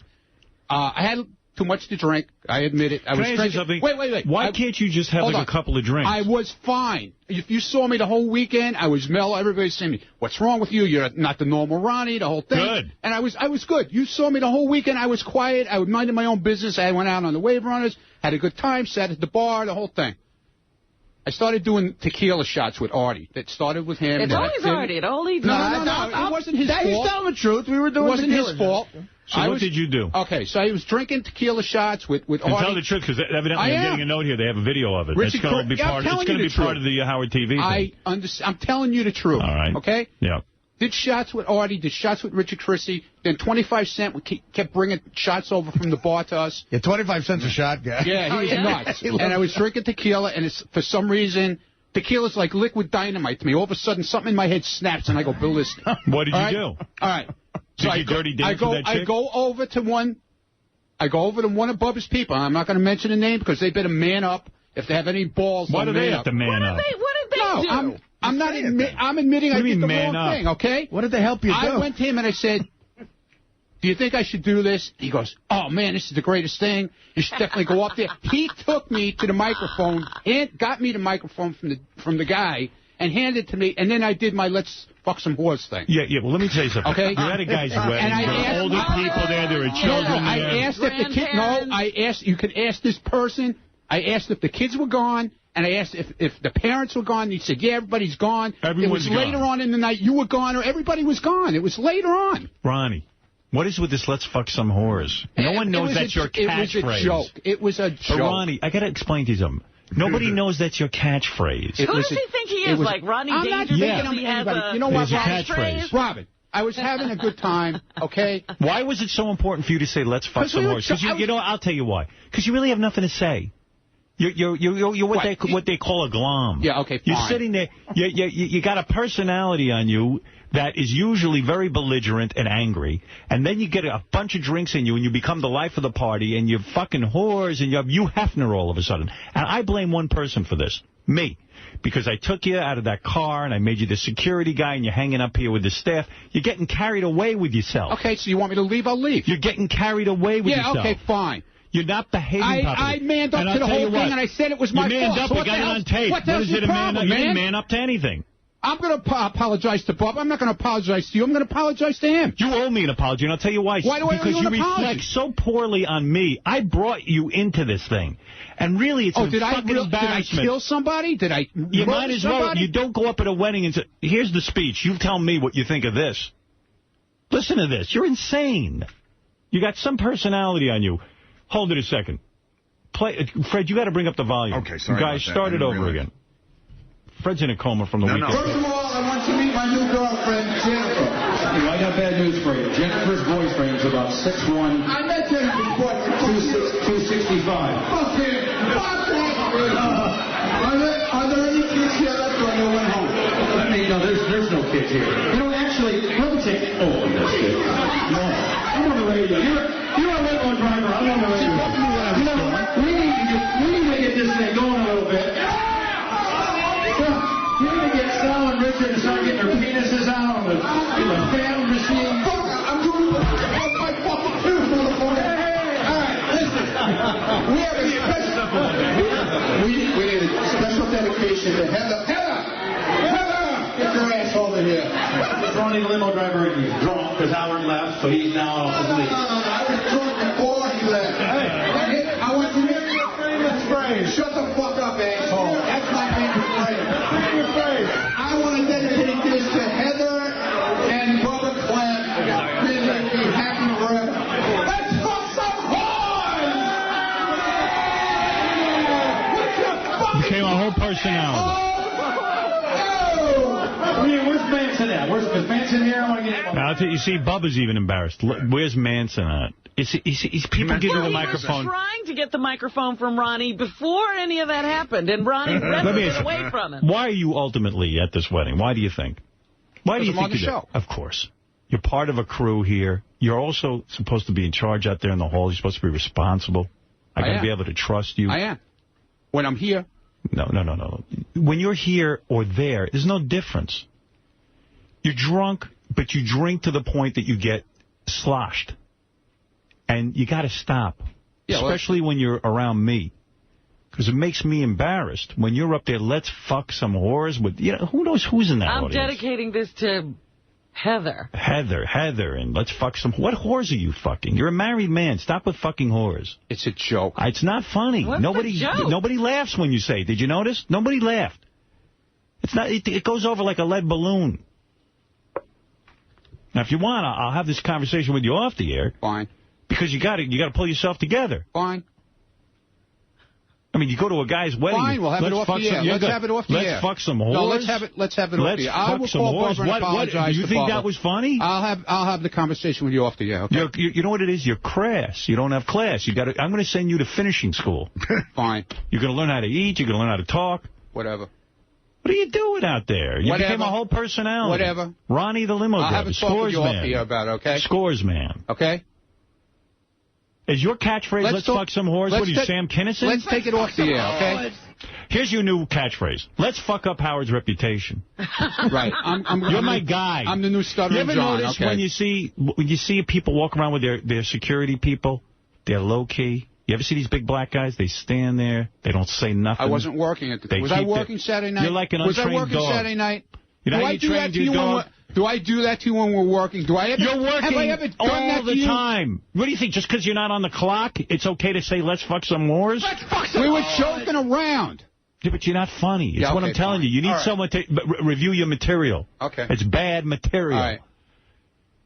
You became a whole personality. All right. I heard you the first time. I've seen you on stage. How many more times are you going to say it? I've seen you on stage at Scores. You're on there. Don't yell at me, dude. No, I'm just asking you. How many more times are you going to say it? I I've seen you. I'm going to say it a little more. I've seen you on stage at Scores. You get up there. I see. Let's fuck some whores. Okay, you're at a guy's wedding. You're around his bride. You're around ladies. I see there's women. There's young women there. You're an old man. Yeah, what are you doing? You got to conduct yourself. Fine. Are we done? I mean, you get Are we done? You get the asshole award. Good. I mean, you do. You know you made the biggest ass out of yourself. Okay, fine. I'll take the award, all right? You're taking the award. I'm going to make up the award. Had enough. I'm done. Where does he get to have the right to walk out? You have no right to walk out. I want my apology. Where's my apology? I love how he gets angry that he messed up. Yeah. He's giving it to me. He's giving me the fucking attitude. And what's he going to take off the air now that we've revealed it? What's he got to say? He's got an explanation off the air that is going to make up for that behavior? Look, I mean, the guy is out of control. He's insane. He lost his mind, I think. I don't even think that's the real Ronnie. You know what it is? I always knew his personality, but I kept him in the car. He was never up here. What do you got to say off the air? I'm talking about it on the air. Say it on the air. You can tell me off the air. No, I'm not talking on the air anymore. I always knew your personality. People talk to me about you. Yeah, who? Everyone. That you pick up the phone angry. Everyone. Doug Goodstein? No, not Doug Goodstein. Doug Goodstein running around telling everybody yesterday, oh, it was really bad. Who cares? Who cares? Why did we do this? But I know what I did. And I realized it afterwards that I did the wrong thing, okay? Yeah, but you're doing it too much. I couldn't take it back, okay? It happened. Yeah, but believe me, I was thinking about it all. I almost didn't come in today, all right? I almost didn't come in today. Because I didn't want to go through this. You don't want to go through it? No. You got a man. That's his manning up. Stop blaming everyone else. That's why I came in. This one made you have shots. This one told you to take the microphone. Nobody made me do anything. That's what I'm saying. Oh, my God. All I'm saying is, at the bar. if one person would have said to me, no, don't do it, it wouldn't have happened. Please. This one person who thought it was the greatest idea in the world. When you get on a microphone. Who didn't drag me, but walked me up to the stage. Idea. And I could get that girl who was But he doesn't know what you're going to say. What? He doesn't know what you're going to say. No, I told him. You rehearsed with him. No, I told him what I was going to say. You sound very apologetic, I got to tell you. You got some personality on you. You're an angry guy. You're a belligerent guy. Dude, I'm just trying to tell you what happened. Let me ask you something. When you got your new dog, what'd you do? You trained the dog? Did you train the dog? What does the dog have to do with it? You're an angry dog. I got to train you. Yeah, I'm an angry dog. I got to teach you how to behave in public. No one's taught you. Got to send you to obedience school. Fine, I'll sit. You remind me of a relative of mine who'd go to every wedding, and what he would do is he'd always embarrass everyone. You're that relative. Okay, fine. So we got to keep you in line. Sorry. We got to put you in a cage. I embarrass all you guys, okay? I apologize, all. Thank you. That's a beginning. I think that all that tattoo ink is poisoning your brain. Let's fuck some hoes! Let's fuck some hoes! Let's fuck some hoes! Imagine that's your husband's catchphrase. Let's fuck some hoes! And then he pulls it out at a wedding. Get rid of these fucking wives! Shit! Get rid of these fucking wives! Shit! Fuck this place! Fuck some whores! Fuck this place! Fuck some whores! Yeah, I got to tell you, I know Bonnie Munn, his wife. She's a sweetheart. A sweetheart. Wonderful person. Nicest woman in the world. An angel. I spent time with her in Atlantic City for the first time. Great. She can't like this behavior. I mean, she cannot like this. I got to thank Ronnie, because if it wasn't for him, I would have been the asshole of the weekend. There's a lot of people that could have won that award, but he took it away from everyone. He blew me away in the home stretch. I know it went down to the wire, but he pulled through. I know that this is the Howard Stern show, and it's wild and all that kind of stuff. And people start to believe that they're me on the radio and they're going to behave. In other words, there's no rules on the outside. Now, let me tell you something. I'm going to break it all to everybody. There's rules even on this show, and there are rules for me in society, and there are rules certainly for Ronnie, the limo driver. He's starting to believe there's no rules. There are rules. Why does he want to do that? Why? He wants to be Howard Stern. He's going to be the outrageous. He's going to be outrageous Ronnie, the limo driver. I see. And the other thing, this is an example of a weekend where it's not work, but it sort of is. It's the Christmas party. Right, you're with your work. You're in your work mode in a way, you know. There probably wasn't. Christmas party. Right. You know, that's where everybody is supposed to go and have a good time. But there's the one person who loses his mind and loses his job. Definitely. But there's some nice, you know, families there and stuff. I see Bubba's got like normal family. Even Bubba behaves himself. And they're all sitting there, and they hear this. And you know what they walk away with? They go, that Howard Stern. He's classless. See, Ronnie doesn't understand that I'm blamed for his behavior. Right. And I've had this conversation with a lot of people around here about how to behave, but I've never really done it with Ronnie. Because let me tell you something. It's embarrassing for me to have to go to a grown man and tell him how to behave and how to, you know, conduct himself. But, you know, especially when he's there with the Howard Stern show, the story becomes... That's a classless bunch of assholes. Howard Stern's an asshole. Yeah, we all get labeled. Yeah. And that's what bothers me about it more than anything. See? Is that it on the tape? Because that's some speech. I know when we got back from across the street, that's all anybody was talking about was Ronnie. Yeah, we're in Florida. You got married tonight. It's your fucking wedding night. It's my radio show. Somebody buy Ronnie another drink, please. You bitch. Let me just show you. Hey, where's Texas Hangman at? Where's Mike Ray? Ross is trying to drag him away. I just want to show you the gentleman that this girlfriend's fiance. Okay. Oh my God, he won't let Bubba talk. Okay, you go and get some of that, Ronnie. He'll fucking knock you out, you drunk. Oh, now Ronnie's his best friend. Look. Hey, what's up, Bucky? How are you? What the fuck your problem? Dancing all fucking night, man. You got right. Okay, Ronnie. All right. It's hard to hear the audio. The biggest bore. The biggest bore. Doing his thing. That, by the way, was the chick I told you I was talking to earlier in the night. Oh. Yeah, she was really cute. And then, you know, and I think Ronnie was standing right next to me earlier in the night when her husband came over. I think he knew she was married, too. I don't know what he was doing with her, but... Right. He was just yelling stuff out. Yeah, she's very pretty. Very cute. Yeah. Well, anyway, so Ronnie went berserk. I'm thinking of putting Ronnie on Ritalin. I'm not kidding.